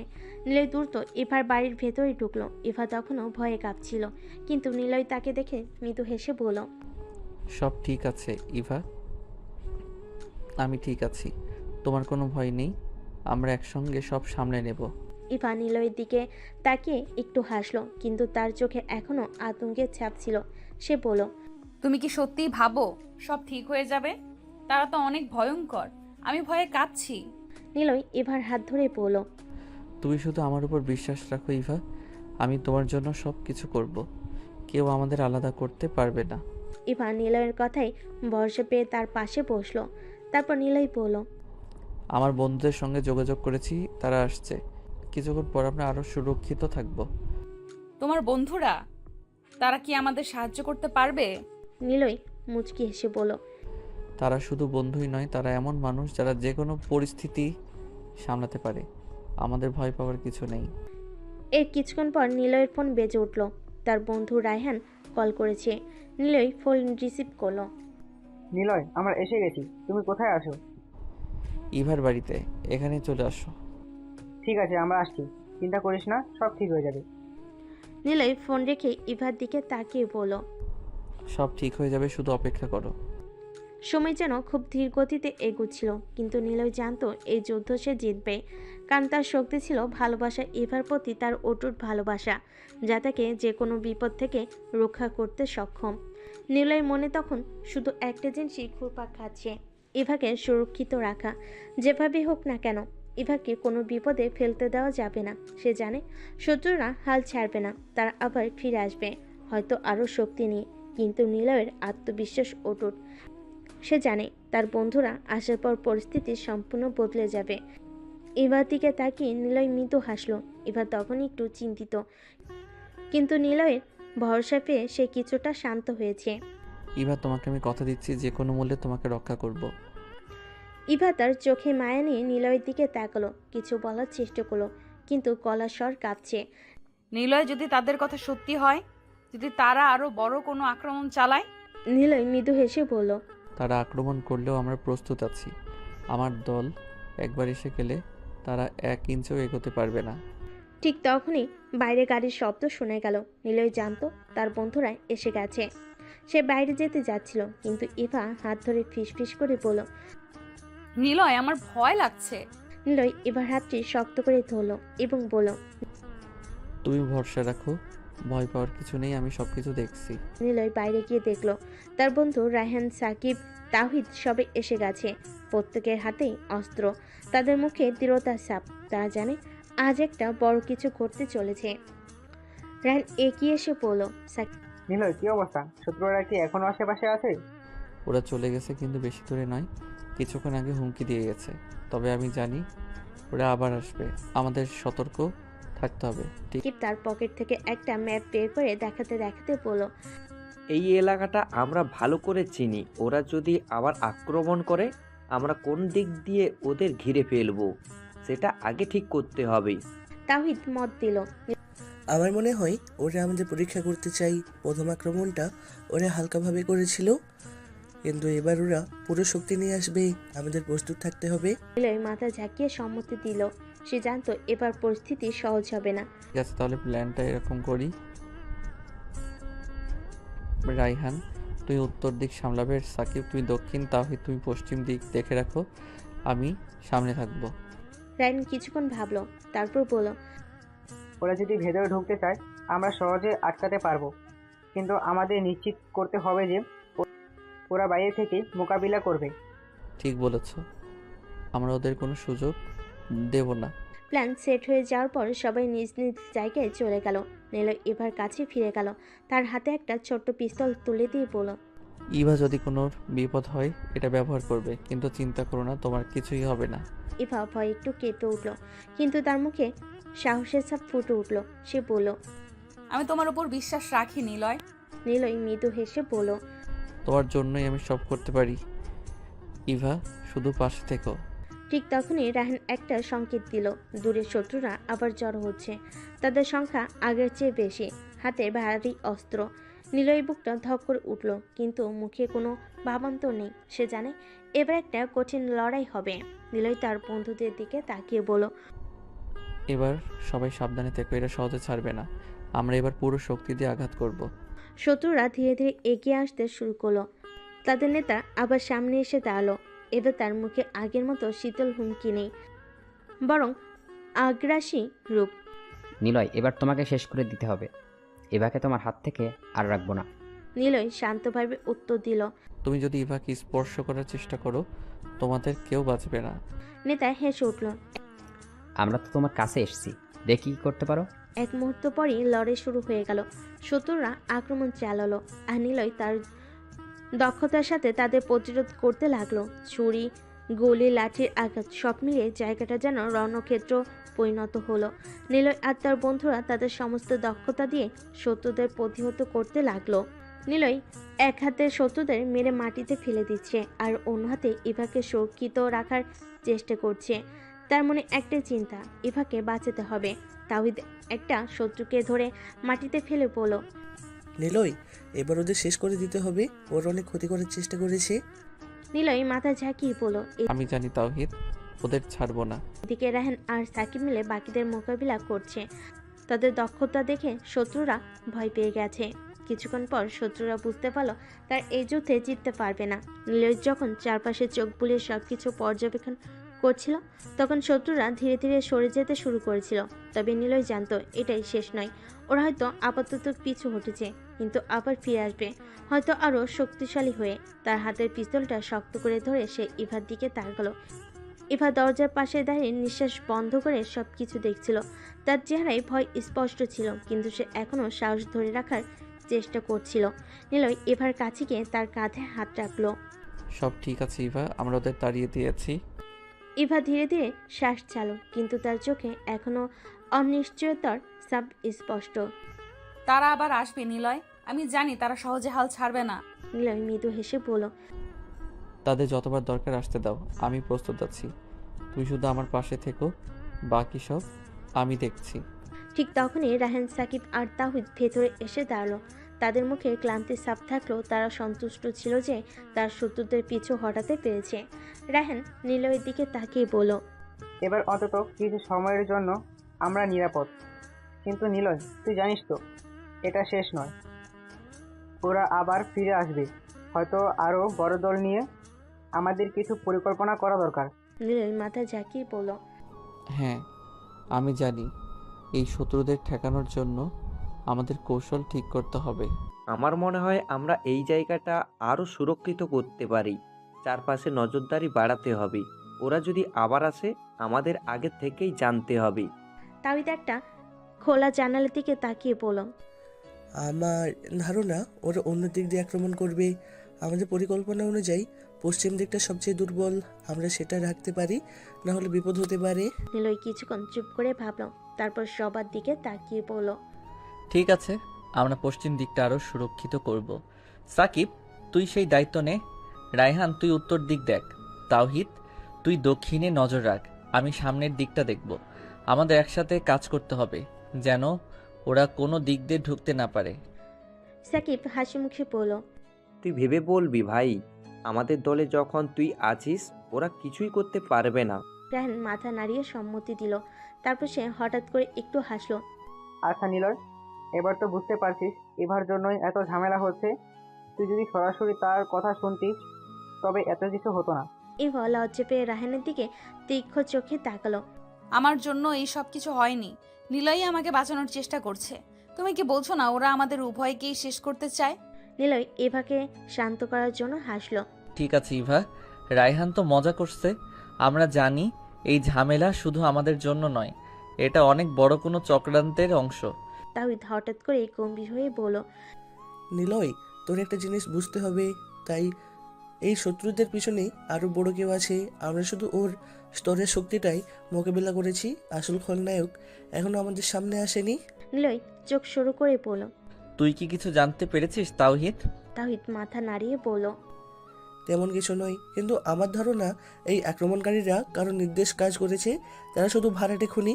এর পিছনে যে ব্যক্তি আছে সে আমাদের সব কিছু জানে এবং খুব চালাক। আমাদের আরও সতর্ক হতে হবে। নিলয়ের বুকটা ধক করে উঠল। তাহিদের কথাগুলো শুনে তার মনে সন্দেহ বাড়তে লাগলো। যদি সত্যি কোনো বড় খলনায়ক থাকে, তবে সে কিভাবে এত কিছু জানতে পারলো? কে ব্যক্তি যে তাদের প্রতিটি পদক্ষেপে নজর রাখছে? তখনই ইভা ধীরে ধীরে নিলয়ের কাঁধে হাত রাখলো এবং ফিসফিস করে বলল। নিলয়, আমি জানি তুমি পারবে।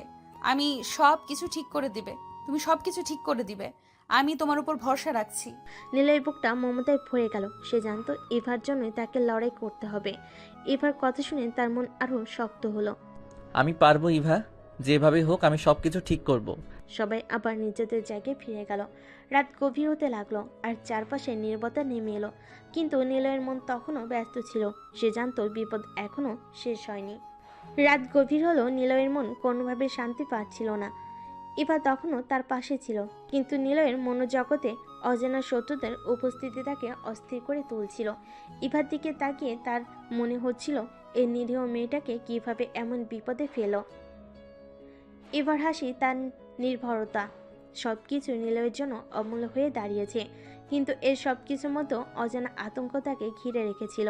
ইভা তার চিন্তাগুলো বুঝতে পেরে মৃদু স্বরে বলল। নিলয়, তুমি এত চিন্তা করছো কেন? আমরা তো আপাতত নিরাপদ আছি। নিলয় ধীরে ধীরে মাথা নেড়ে বলল। না ইভা, আমরা আসলে নিরাপদ নই। এই আক্রমণকারীরা শুধু প্রথম ধাপ, এর পেছনে আরও কেউ আছে, আরও শক্তিশালী, আরও বিপজ্জনক। আমরা তাদের সম্পর্কে কিছুই জানি না, আর এটাই সবচেয়ে বড় সমস্যা। ইভা নিলয়ের চোখের দিকে তাকিয়ে শান্ত কণ্ঠে বলল। তুমি সব কিছুই ঠিক করে দেবে, আমি তোমাকে বিশ্বাস করি। নিলয়ের মনে ইভার এই ভরসা তাকে আরো শক্তি দিল। সে জানতো ইভার জন্যই তাকে এই লড়াই চালিয়ে যেতে হবে। আমি কিছুতেই হাল ছাড়বো না, যতই বিপদ আসুক আমি তোমাকে রক্ষা করব। এমন সময় বাইরে থেকে রাহানের গলা শোনা গেল। নিলয়, তোর সাথে জরুরি কিছু কথা আছে। নিলয় দ্রুত দরজা দিকে গেল। ইভা তার পেছনে। বাইরে এসে দেখে রাহান, সাকিব আর তাহিদ তিনজনই কিছু একটা নিয়ে আলোচনা করছে। কি হলো রায়হান, কি এমন জরুরি? রাহান কিছুটা শঙ্কিত মুখে বলল। আমরা এক নতুন তথ্য পেয়েছি। আক্রমণকারীরা কোনো সাধারণ দলের লোক নয়, তারা ব্ল্যাক কাইজার নামে পরিচিত এক ভয়ঙ্কর গ্যাংওয়ের অংশ।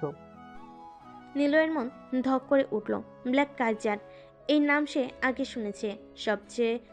শহরের সবচেয়ে বড়, সবচেয়ে রহস্যময় এবং বিপজ্জনক গ্যাংগুলোর মধ্যে ব্ল্যাক কাইজার ছিল এক নম্বরে। কিন্তু এতদিন তারা নীরব ছিল, কোনো সক্রিয়তা দেখায়নি। তাহলে কেন হঠাৎ করে তারা সক্রিয় হলো? Black Kaiser? তাহলে এই আক্রমণ এত সহজে থামবে না। তারা এমন কেউ নয় যাদের মোকাবেলা করা সহজ। তাহিদ গভীরভাবে শ্বাস নিয়ে বলল। আমার ধারণা ব্ল্যাক কাইজারের এই হঠাৎ সক্রিয়তার পেছনে বড় কোনো চক্রান্ত আছে। তারা কেন আমাদের দিকে নজর দিয়েছে? এর পেছনে কোনো বড় পরিকল্পনা আছে। সাকিব মাথা নেড়ে বলল। তারা আমাদের সব কিছু জানে, আমাদের চলাফেরা, আমাদের লড়াই করার কৌশল, সব কিছু। নিলয় ভুরু কুচকে বলল। তাহলে আমাদের শত্রু শুধু গ্যাং নয়, আমাদের মধ্যে কেউ তথ্য পাচার করছে। তুই ঠিক বলেছিস, আমাদের মধ্যে কোনো বিশ্বাসঘাতক আছে। সেই লোকই ব্ল্যাক কাইজারের সব তথ্য সরবরাহ করছে। নিলয়ের মনে সন্দেহ বাড়তে লাগলো। কিন্তু কে হতে পারে সেটা? আমাদের দলে তো সবাই বিধ্বস্ত, আমরা সবাই একসাথে লড়ছি। তাহিদ ধীরে ধীরে বলল। বিশ্বাসঘাতক হতে পারে এমন একজন আছে, জয়নাল। গত কয়েকদিন ধরে ওর ব্যবহার কিছুটা অদ্ভুত ছিল। রায়ন হঠাৎ করে মাথা নাড়িয়ে পড়ল। হ্যাঁ, জয়নাল কয়েকবার অদ্ভুতভাবে নিখুঁত ছিল, আর এখন মনে হচ্ছে সে হয়তো ব্ল্যাক কাইজারের সাথে যোগাযোগ রাখছে। নীল একটু থমকে দাঁড়ালো। জয়নাল এতদিন ধরে আমাদের সাথে লড়ছে, কিন্তু ও যদি সত্যি বিশ্বাসঘাতক হয় তাহলে সেটা আমাদের জন্য সবচেয়ে বড় ধাক্কা হবে। ইভা চুপচাপ সবকিছু শুনছিল, তারপর হঠাৎ করেই বলল। নিলয়, তুমি কি করবে? তুমি কি জয়নালকে সরাসরি জিজ্ঞেস করবে? নিলয় কিছুক্ষণ চুপ করে রইল, তারপর বলল। না, এখনই কিছু বলবো না। আমরা আগে আরও নিশ্চিত হতে চাই। আমি নিজেই ওর উপর নজর রাখবো, আমাদের কোনো ভুল করা যাবে না। রাত আরও গভীর হচ্ছিল। নীলর মাথায় একের পর এক প্রশ্ন ঘুরছিল।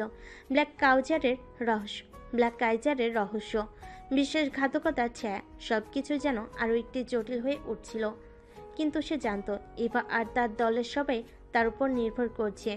তার এই যুদ্ধ থামানো যাবে না। পরের দিন সকালে নিলয় একটা নতুন কৌশল নিয়ে কাজ শুরু করলো। নিলয়ের মাথায় কৌশল নিয়ে ভাবনা চলছিল। সকালে সূর্যের আলো যখন ধীরে ধীরে চারপাশে ছড়িয়ে পড়ছিল, তখন সে জানালার কাছে দাঁড়িয়ে শহরের দৃশ্য দেখছিল। এদিকে রাহান, সাকিব ও তাহিদ সবাই একত্রিত হয়ে চায়ের কাপ হাতে তুলে নিয়ে আলাপ করছিল। নিলয় একটু দেরিতে সে তাদের কাছে চোখ দিল। তোমরা কি আজকের পরিকল্পনা নিয়ে আলোচনা করেছো? সাকিব চায়ের কাপটি হাতে নিয়ে বলল। আমরা একটি নিরাপদ জায়গা খুঁজছি, যেখানে আমরা ব্ল্যাক কাইজারের কার্যকলাপ পর্যবেক্ষণ করতে পারবো। তাহিদ মাথা নেড়ে বলল। আমার মনে হচ্ছে পুরো গুদামটি উপযুক্ত হবে। সেটা একটু দূরে, কিন্তু আমাদের কাছে পর্যাপ্ত জিনিসপত্র রয়েছে। রাহান চিন্তিত মুখে বলল। কিন্তু সেটা অনেক বড়, সুতরাং আমাদের সতর্ক থাকতে হবে। যদি ব্ল্যাক কাইজারের কেউ আমাদের সম্পর্কে কিছু জানতে পারে তাহলে বিপদ হতে পারে। নিলয় গম্ভীর হয়ে বলল।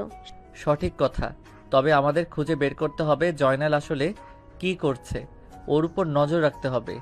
আমি নিজেই ওর পিছু নেব। সবার মুখে উদ্বেগের চাপ স্পষ্ট ছিল। ব্ল্যাক কাইজারের সঙ্গে জয়নালের কোনো সম্পর্ক থাকতে পারে, এটি নিশ্চিতভাবে চিন্তার বিষয়। নিলয় জানত এটি একটি বিপজ্জনক পন্থা, কিন্তু তাকে যে এই পথে যেতেই হবে। সাকিব হঠাৎ বলল, তবে আমাদের আরেকটি পরিকল্পনা করা উচিত। ব্ল্যাক কাইজারের সদস্যের কাছে থেকে তথ্য সংগ্রহ করতে হবে। তাদের মধ্যে হয়তো কেউ আছে যে আমাদের সাহায্য করতে পারে। রাহান প্রশ্ন তুলল, কিন্তু কি হবে? আমরা তো তাদের উপর আক্রমণ করব না। সাকিব কিছুক্ষণ ভাবল, তারপর বলল, আমরা কিছু গোপনীয়তা রাখতে পারি। আমরা যদি একজনকে টার্গেট করি এবং তার থেকে তথ্য বের করি। নিলয় কথা বন্ধ করে বলল, না, এটা বিপজ্জনক। আমরা যদি আমাদের পরিকল্পনা থেকে সরে যাই তাহলে সবার জন্য বিপদ হতে পারে। তাওহিদ মাঝখানে এসে বলল, তাহলে আমাদের গুদামে যেতে হবে, আমরা সেখান থেকে কিছু তথ্য বের করার চেষ্টা করতে পারি। ঠিক আছে, আমরা আজই গুদামে যাব। সবার মধ্যে যোগাযোগ রক্ষা করতে হবে। কথা শেষ করে সবাই প্রস্তুতি নিতে লাগলো। নীলের মনে ছিল উদ্বেগ, তার জন্য ইভার নিরাপত্তা সবচেয়ে গুরুত্বপূর্ণ ছিল, কিন্তু একই সাথে তাদের পরিকল্পনা সফল করতে হবে। গুদামে পৌঁছানোর পর সবাই সাবধানীভাবে ঢুকলো। গুদামের ভিতর অন্ধকার ছিল, কিন্তু সাকিব একটি টর্চ লাইট বের করে তা জ্বালালো। এখন কি করব আমরা? নিলয় ভেতর উকি দিয়ে বলল, প্রথমে এখানে আমাদের নজর রাখতে হবে। যদি ব্ল্যাক কাইজারের সদস্যরা এখানে আসে তাহলে তাদের গতিবিধি লক্ষ্য করা যাবে। তাওহিদ আশেপাশে খুঁজতে শুরু করলো। কিছুক্ষণ পর সে একটি পুরনো টেবিলের কাছে গিয়ে বলল, এখানে কিছু পুরনো নথি আছে, দেখি এই নথিগুলো কোনো তথ্য আছে কিনা। রায়হান ও সাকিব দ্রুত চলে গেল। কিছুক্ষণের মধ্যেই তাওহিদ একটি নথি হাতে নিয়ে বলল, দেখো, এখানে কিছু নাম লেখা আছে, মনে হচ্ছে এটা ব্ল্যাক কাইজারের সদস্যের একটা তালিকা। নিলয় হতাশার সাথে বলল, তবে এটা আমাদের কোনো সাহায্য করবে না। আমাদের জানতে হবে তারা কিভাবে কাজ করছে এবং আমাদেরকে টার্গেট করেছে কেন। সাকিব নথি দেখে মাথা নেড়ে বলল, এইগুলো কেবল নাম। তবে যদি আমরা এই নামগুলোর মধ্যে কাউকে চিনি তাহলে হয়তো আমরা তাদের সম্পর্কে কিছু তথ্য বের করতে পারবো। এরপর নিলয় সিদ্ধান্ত নিল যে তার এই নথিগুলো নিয়ে আবার ফিরে যাবে এবং শহরের নিরাপত্তা বাহিনীর সাথে যোগাযোগ করবে। তারা তখনই সিদ্ধান্ত নিল যে এভাবে সামনে এগোতে হবে। হঠাৎ করে গুদামে দরজার বাইরে কিছু শব্দ শুনতে পেল। সবার মনে উদ্বেগ বেড়ে গেল। কেউ বাইরে আছে? নিলয় দ্রুত বলল, সবাই সাবধান, আমরা এভাবে বাইরে গিয়ে বিপদে পড়ব না। তারা সকলে নিঃশব্দে লুকানোর চেষ্টা করলো। কিছুক্ষণ পর দরজা খোলার শব্দ শোনা গেল। একজনের সাদা টি শার্ট পরা লোক প্রবেশ করলো। তার মাথায় একটি টুপি ছিল এবং সে খুব সাবধানীভাবে চারপাশে তাকাচ্ছিল। নিলয় দ্রুত মাথা নিচু করে দাঁড়িয়ে রইল, যেন লোকটা তাদের দেখতে না পায়। লোকটি কেবল সামনে এগিয়ে গেল এবং নিচে পড়ে থাকা নথিগুলো দেখে একটু অবাক হলো। লোকটি তার ফোন বের করে কিছু ছবি তুলতে লাগলো। নিলয় একটু সাহস জোগানোর চেষ্টা করলো। তার মনে হচ্ছিল এই লোকটি হয়তো ব্ল্যাক কাইজার সদস্য, আর যদি সে তাদের চেনে তাহলে বিপদ হতে পারে। তাওহিদ, সাকিব আর রাহেনও নীরব ছিল। লোকটি কিছুক্ষণ পরে দ্রুত বেরিয়ে গেল, আর তারা সবাই একে অপরের দিকে তাকালো। নিলয় স্বাভাবিকভাবে বলল, আমাদের দ্রুত বের হতে হবে। সাকিব কিছুক্ষণ হতবুদ্ধি হয়ে দাঁড়িয়ে রইল। কিন্তু আমরা এখানে যে তথ্য পেয়েছি। তথ্য পরে দেখা যাবে, আমাদের এখন নিরাপদে বের হতে হবে। তা একে অপরের দিকে তাকিয়ে সংকেত দিল এবং সবাই চুপচাপ গুদাম থেকে বের হয়ে গেল। রাতে অন্ধকার তাদের আড়াল করলো, কিন্তু তাদের মন আরও উদ্যোগে ভরে গেল। কিভাবে ব্ল্যাক কাইজার তাদের অনুসরণ করেছে, কিভাবে তারা এত অল্প সময়ের মধ্যে তাদের কার্যকলাপ জানতে পেরেছে, সব প্রশ্নই ঘুরপাক খাচ্ছিল নিলয়ের মনে। নিলয় জানতো তাদের জন্য এটি কেবলমাত্র শুরু। সামনে আসছে ভয়াবহতা এবং তা মোকাবিলা করার জন্য তাদের প্রস্তুতি নিতে হবে। সে রাতের সংখ্যা আর ভয় ছিল, কিন্তু নীলের মনে সাহস ছিল। সে জানতো একমাত্র যুদ্ধ করে এই বিপদ মোকাবিলা করতে হবে। এখন সব কিছু তাদের জন্য কঠিন হয়ে যাবে, কিন্তু নিলয় আর তার বন্ধুরা এই লড়াই চালিয়ে যেতে প্রস্তুত ছিল। নিলয় এবং তার বন্ধুরা ফিরে আসার পর সবার মনে অস্থিরতা ছিল। তারা জানতো ব্ল্যাক কালচার এখন তাদের কাছে আরও বিপজ্জনক হয়ে উঠেছে। কিন্তু নীলের মনে ইভার জন্য উদ্বেগও ছিল। সে জানতো ইভা ঝুঁকির মধ্যে রয়েছে এবং সে যে কোনো মূল্যে তাকে রক্ষা করতে চায়। দিনের বেলা তারা গোপনে জয়নালের গতিবিধি পর্যবেক্ষণ করতে লাগলো। জয়নাল তাদের দলে থাকলেও তাদের গতিবিধি এবং আচরণে কিছু অস্বাভাবিকতা লক্ষ্য করতে শুরু করলো। নীলয়ের মনেও সন্দেহ বাড়ছিল।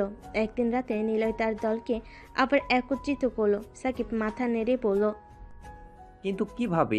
সে আমাদের সাথে অনেক দিন ধরে আছে। রায়ান ঘনিষ্ঠভাবে বলল, তাই আমরা তাকে ফাঁদে ফেলতে পারি। তাকে একটি তথ্য দেব যেটা সত্যি আমাদের কাছে মূল্যবান, কিন্তু সেটা মিথ্যে।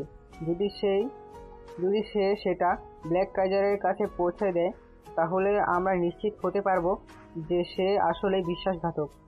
কিন্তু এই পরিকল্পনা বিপজ্জনক। যদি আমাদের ধোঁকা দেয়? নিলয় দৃঢ়ভাবে বলল, আমাদের তো কিছু একটা করতে হবে। ব্ল্যাক কাইজার আমাদের লক্ষ্যে রেখেছে, আর আমরা যদি কিছু না করি তাহলে ইভা এবং আমাদের অন্য সদস্যরা বিপদের মুখে পড়বে। সবার মনোভাব নিয়ে আলোচনার শেষে তারা পরিকল্পনা করে তার একটি জাল তথ্য তৈরি করে, যা তারা জার্নালের মাধ্যমে ব্ল্যাক কাইজারের কাছে পৌঁছে দেওয়ার পরিকল্পনা করে। পরের দিন নিলয় জয়নালের সঙ্গে কথোপকথন শুরু করলো। জয়নাল, আমি শুনেছি আমাদের বিরুদ্ধে কিছু নতুন তথ্য এসেছে, আমাদের খুব সাবধান থাকতে হবে। জয়নাল একটু সন্দেহজনক দৃষ্টিতে তাকালো, কিন্তু মুখে কিছু বলল না। নিলয় এরপর বলল, আমার কাছে কিছু গুরুত্বপূর্ণ তথ্য আছে। তুমি কি নিশ্চিত যে আমাদের মধ্যে কেউ তথ্য পাচার করছে? জয়নাল গম্ভীর হয়ে বলল। এটা সম্ভব, কিন্তু তুমি কি জানো? নিলয় অস্থির হয়ে বলল। আমরা একটি বড় গ্যাংয়ের বিরুদ্ধে লড়ছি, তাদের নাম ব্ল্যাক কাইজার। জয়নালের চোখে কিছু সময়ের জন্য ঝিকমিক করলো। আমি শুনেছি তারা আমাদের সম্পর্কে সবকিছু জানে। আমরা যদি তাদের আগের মতো প্রস্তুত না হই তাহলে বিপদ হবে। জয়নালের মুখের পরিবর্তন আসতে লাগলো। নিলয় তারপর মিথ্যা তথ্যটি বলল। আমাদের আগামী পরিকল্পনা সম্পর্কে আমি তাদের বলেছি যে আমরা আগামীকাল রাত 10টায় একটি গুরুত্বপূর্ণ বৈঠক করব। জয়নালের মুখে প্রথমে বিস্ময়, তারপর কিছুক্ষণ পর সে বলল। ঠিক আছে, আমি সাবধান থাকবো। তারপর থেকে নিলয় এবং তার দল জয়নালের উপর নজর রাখতে লাগলো। কয়েকদিন পর তারা জানতে পারলো জয়নাল এই তথ্য ব্ল্যাক কাইজারের কাছে পাঠিয়েছে। তাদের সন্দেহ নিশ্চিত হয়ে গেল। এক রাতে যখন নিলয়, সাকিব, রায়হান ও তাওহিদ গোপন জায়গায় আলোচনা করছিল, তখন তারা লক্ষ্য করলো যে জয়নাল তাদের কাছ থেকে দূরে সরে যাচ্ছে। তার দ্রুত বের হয়ে গেল। নিলয় দ্রুত বলল, জয়নাল কোথায় যাচ্ছে? তার দ্রুত তার পিছু নিল। জয়নাল এক অন্ধকার গলিতে ঢুকে পড়ল। নিলয় এবং তার বন্ধুরা একটি গাছের পেছনে লুকিয়ে পড়ল এবং নজর রাখতে লাগলো। জয়নাল ব্ল্যাক কাইজারের সদস্যদের সঙ্গে দেখা করতে গেল। সেখানে তাদের কথোপকথন শুনতে পেল। আমি তাদের পরিকল্পনা জানিয়ে দিয়েছি। তারা আগামীকাল রাত 10টায় গোপন বৈঠক বসবে। সেখানে থাকা লোকটির কথা শুনে নিলয়ের মাথায় আগুন জ্বলে উঠল। লোকটি বলল, ভালো কাজ করেছো। আমাদের পরিকল্পনা সফল হলে তুমি পুরস্কৃত হবে। নিলয় এবার সিদ্ধান্ত নিল তাকে এবার জয়নালকে ধরতে হবে। আমাদের জয়নালকে আটকাতে হবে। কিভাবে? তার কাছে গিয়ে? নিলয় মাথা নেড়ে পড়ল। না, আমাদের কৌশল ব্যবহার করতে হবে। নিলয় একটি পুরনো প্লাস্টিকের বোতল তুলে নিল। সে জয়নালের দিকে লক্ষ্য করে বলল, সাকিব, তুমি ওই লোকের সামনে যাও, আমি গোপনে জয়নালকে ধরবো। সাকিব ভাবতে ভাবতে বলল। ঠিক আছে, সাবধান হতে হবে। সাকিব সামনের দিকে গেল। হ্যাঁ বন্ধুরা, এখানে কি হচ্ছে? জয়নাল তখন পিছনে তাকানো। নিলয় সুযোগ পেয়ে দ্রুত চলে গেল। জয়নাল, তুমি কোথায় যাচ্ছ? জয়নাল আতঙ্কিত হয়ে বলল। আমি কিছু নই, আমি শুধু। নিলয় আর অপেক্ষা না করে ঝাঁপিয়ে পড়ল। তুমি আমাদের বিশ্বাসঘাতক। জয়নাল ভীত হয়ে গেল। আমি না, আমি কিছুই জানি না। নিলয় শপথ করে বলল, তুমি আমাকে প্রতারণা করেছো, আমি তোমাকে জানিয়ে দেব না, কিন্তু এই বিষয়ে তুমি কথা বলবে। জয়নালকে আটক করে তারা তাকে তাদের গোপন জায়গায় নিয়ে গেল। বিকেলে তাদের পরিকল্পনার কার্যকর হতে হলো। আমরা জয়নালের মুখ থেকে সব তথ্য বের করতে হবে। যদি না বের করতে পারি তাহলে আমাদের বিপদ হবে। রায়হান বলল। কিন্তু আমাদের কিছু করণীয় নিতে হবে। নিলয় কিছুক্ষণ ভেবে বলল, আমরা জয়নালের কাছে ঝুঁকি নেব। সে যখন জানবে যে আমরা তাকে এভাবে গোপন রেখেছি, তখন সে ভেঙে পড়বে। কিছুক্ষণ পর তারা পরিকল্পনা অনুযায়ী কাজ শুরু করলো। জয়নালকে জিজ্ঞাসাবাদ করা শুরু হলো। নিলয় বলল, তুমি ব্ল্যাক কাইজারের সঙ্গে যোগাযোগ রেখেছো, তুমি আমাদের বিশ্বাসঘাতক। জয়নাল কাঁপতে কাঁপতে বলল, না, আমি কখনোই তাদের বিশ্বাসঘাতক হতে পারি না। তুমি কি জানো তারা কি করতে চায়? জয়নাল চুপ ছিল, কিন্তু তখন রায়হান জোরে বলল, তুমি যদি কিছু না বলো তাহলে তোমার জন্য খারাপ হতে পারে। সবার সামনে চাপ বাড়ছিল। অবশেষে জয়নাল ধীরে ধীরে কথা বলা শুরু করলো। তারা আমাদের উপর আক্রমণ করবে। ব্ল্যাক কাইজার তাদের উদ্দেশ্য পূর্ণ করার জন্য এই কাজ করবে। এমন সময় বাইরে থেকে একটি শব্দ শুনতে পেল। কিছু লোক এগিয়ে গিয়েছে। নিলয় দ্রুত ভাবতে শুরু করলো। এরা ব্ল্যাক কাইজারের সদস্য, আমাদের বের হতে হবে। সবার মধ্যে আতঙ্ক ছড়িয়ে পড়লো। তার দ্রুত বের হয়ে যাওয়ার চেষ্টা করলো, কিন্তু দরজা খুলতে গিয়ে দেখতে পেল বাইরে থেকে দরজা আটকে গেছে। নিলয় নিশ্চিত ছিল তাদের সময় নেই। এবার আমাদের আর কিছু করতে হবে, একসাথে লড়াই করতে হবে। তারা সবাই সম্মিলিতভাবে দরজার দিকে গেল। দরজার দিকে আঘাত করে দ্রুত বের হয়ে গেল। বাহিরে যেয়ে তারা দেখলো ব্ল্যাক কাজের সদস্যরা তাদের দিকে এগিয়ে আসছে। একটি বড় সংঘর্ষ শুরু হলো। সাকিবের চোখে কষ্ট আর রাগ ছিল। আমরা তাদের আটকে দেব। নিলয় ও রায়হান জোরালোভাবে লড়াই করতে শুরু করলো। ইভা তখন পিছন থেকে নিলয়কে দেখতে লাগলো। ইভা নিশ্চিত হয়ে বলল, নিলয় সাবধান, পিছনে কেউ আছে। নিলয় দ্রুত ফিরে তাকালো, কিন্তু ইভার কথা শোনার সাথে সাথে সে একজনের দিকে ছুটে গেল। নিলয় দ্রুত ইভার কথা শোনার পর পিছনে তাকালো। ঠিক তখনই একজন আক্রমণ করতে যাচ্ছিল। নিলয় এক লাফে আক্রমণকারীর হাত থেকে ছুরি কেড়ে নিল। মুহূর্তের মধ্যে সে আক্রমণকারীকে মাটিতে ফেলে দিল। তার চোখ তখন আগুনের মতো জ্বলছিল প্রতিশোধের খিদেয়। আমার কাছের মানুষদের আঘাত করার সাহস দেখিয়েছো, এবার বুঝবে আসল প্রতিশোধ কাকে বলে। এবার একটু দূরে দাঁড়িয়ে নিলয়ের এই রূপ দেখে বিস্মিত হয়ে গেল। এতদিন যে নিলয়কে মিষ্টি আর নিরীহ ভেবেছে, সে যে এভাবে সাহস আর শক্তি দেখাবে তা কখনো সে কল্পনা করতে পারেনি। এদিকে ব্ল্যাক কাইজারের সদস্যরা সবাই তাদের ঘিরে ফেলেছিল। সবাই মিলে লড়াই শুরু করে দিল, কিন্তু নিলয় আর তার দলের কৌশল এবং শক্তির সামনে ব্ল্যাক কাইজারের সবাই অসহায় কিন্তু নিলয় আর তার দলের কৌশল এবং শক্তির সামনে ব্ল্যাক কাইজারের সবাই অসহায় হয়ে পড়ল। এক এক করে সবাই মাটিতে লুটিয়ে পড়ছিল। ঠিক তখনই অন্ধকারের মধ্যে একজন ধীর পায়ে তাদের দিকে এগিয়ে আসতে লাগলো। নিলয়, তুমি এতটা বুদ্ধিমান হবে ভাবিনি, কিন্তু আজ তোমার শেষ দিন। নিলয় একটু মুচকি হাসলো। তুমি তো ভেবেছিলে আমি কিছুই জানি না, তাই না? আজ সব জেনে গেছি আর তোমাকে শেষ করতে এসেছি। কাইজার তার অস্ত্র বের করলো। তাদের দুজনের মধ্যে এক অদৃশ্য উত্তেজনা তৈরি হলো। চারপাশে সবকিছু থেমে গিয়েছে। সবাই কাইজার আর নিলয়ের চূড়ান্ত লড়াইয়ের দিকে তাকিয়ে। এ লড়াই হেরে গেলে কেউ আর ফিরবে না। কাইজার আক্রমণ করতে এলো, আর নিলয় তার বুদ্ধি ও শক্তি দিয়ে মোকাবেলা করলো। একসময় কাইজার তার মারে অক্ষম হয়ে মাটিতে পড়ে গেল। নিলয় তখন তার পাশে গিয়ে দাঁড়ালো, এক হাতে তার অস্ত্র কেড়ে নিল আর বলল, তোমার খেলা এখানেই শেষ, তুমি আর কখনো কাউকে আঘাত করতে পারবে না। কাইজার ব্যথায় কাতর হয়ে বলল, তুমি জিতছ নিলয়, কিন্তু মনে রেখো এই খেলায় পুরোপুরি কেউ জেতে না। নিলয় কোনো উত্তর দিল না। সে কাইজারের অস্ত্রটা মাটিতে ছুঁড়ে ফেলে দিল। কাইজারকে পুলিশের হাতে তুলে দিয়ে সবকিছু যেন একটু একটু করে শান্ত হতে শুরু করলো। ইভা নিলয়ের দিকে এগিয়ে এলো, তার চোখে অদ্ভুত এক প্রশান্তি। সে নিলয়ের কাছে সে দাঁড়িয়ে পড়ল। তুমি আমাকে এত বড় বিপদ থেকে বাঁচালে নিলয়, আমি জানতাম না তুমি এতটা শক্তিশালী। নিলয় একটু হাসলো, তার চোখে তখনও একটুখানি উচ্ছ্বাস। তুমি তো সবসময় আমাকে দুর্বল ভাবতে, তাই না? ইভা হেসে বলল, হ্যাঁ ভাবতাম, কিন্তু এখন জানি তুমি সবসময় আমার সুরক্ষার জন্য লড়বে। নিলয় তার দিকে তাকিয়ে গভীরভাবে বলল, তোমার জন্য আমি সবসময় লড়তে প্রস্তুত। ইভা একটু হাসলো, তারপর নিলয়ের দিকে ঝুঁকে তার বুকে মাথা রাখলো। চারপাশে সবকিছু যেন থেমে গেছে। ইভা মৃদু স্বরে বলল, তাহলে আমি তোমার পাশে সারা জীবন থাকবো। সেই মুহূর্তে সবকিছু যেন এক আশ্চর্য শান্তিতে মিশে গেল। সমস্ত সংঘর্ষের শেষে তাদের ভালোবাসার জয় হয়েছে। নিলয় এই মারামারিতে হালকা আহত হলো। তারপর তারা হসপিটালে চলে গেল। নিলয় আর ইভা ধীরে ধীরে হাসপাতাল থেকে বেরিয়ে রাস্তার পাশে দাঁড়িয়ে পড়ল। চারপাশে রাতের বাতাসে এক ধরনের শীতল প্রশান্তি ছড়িয়েছিল। নিলয় ইভার দিকে তাকিয়ে মৃদু হাসলো, তার মুখে তৃপ্তির ছাপ, যেন সমস্ত যুদ্ধে বিজয়ী হওয়ার আনন্দ ছড়িয়ে পড়েছে। ইভা তার পাশে এসে দাঁড়ালো, তার হাত আলতো করে নিলয়ের হাতে রাখলো। তাদের মাঝে যেন এক অদ্ভুত নীরবতা কাজ করছিল, কিন্তু সেই নীরবতায় যেন অনেক কথা বলে দিচ্ছিল। নিলয় ইভাকে দেখলো, তার চোখে তখন শুধুই ভালোবাসা আর যত্নের প্রতিফলন।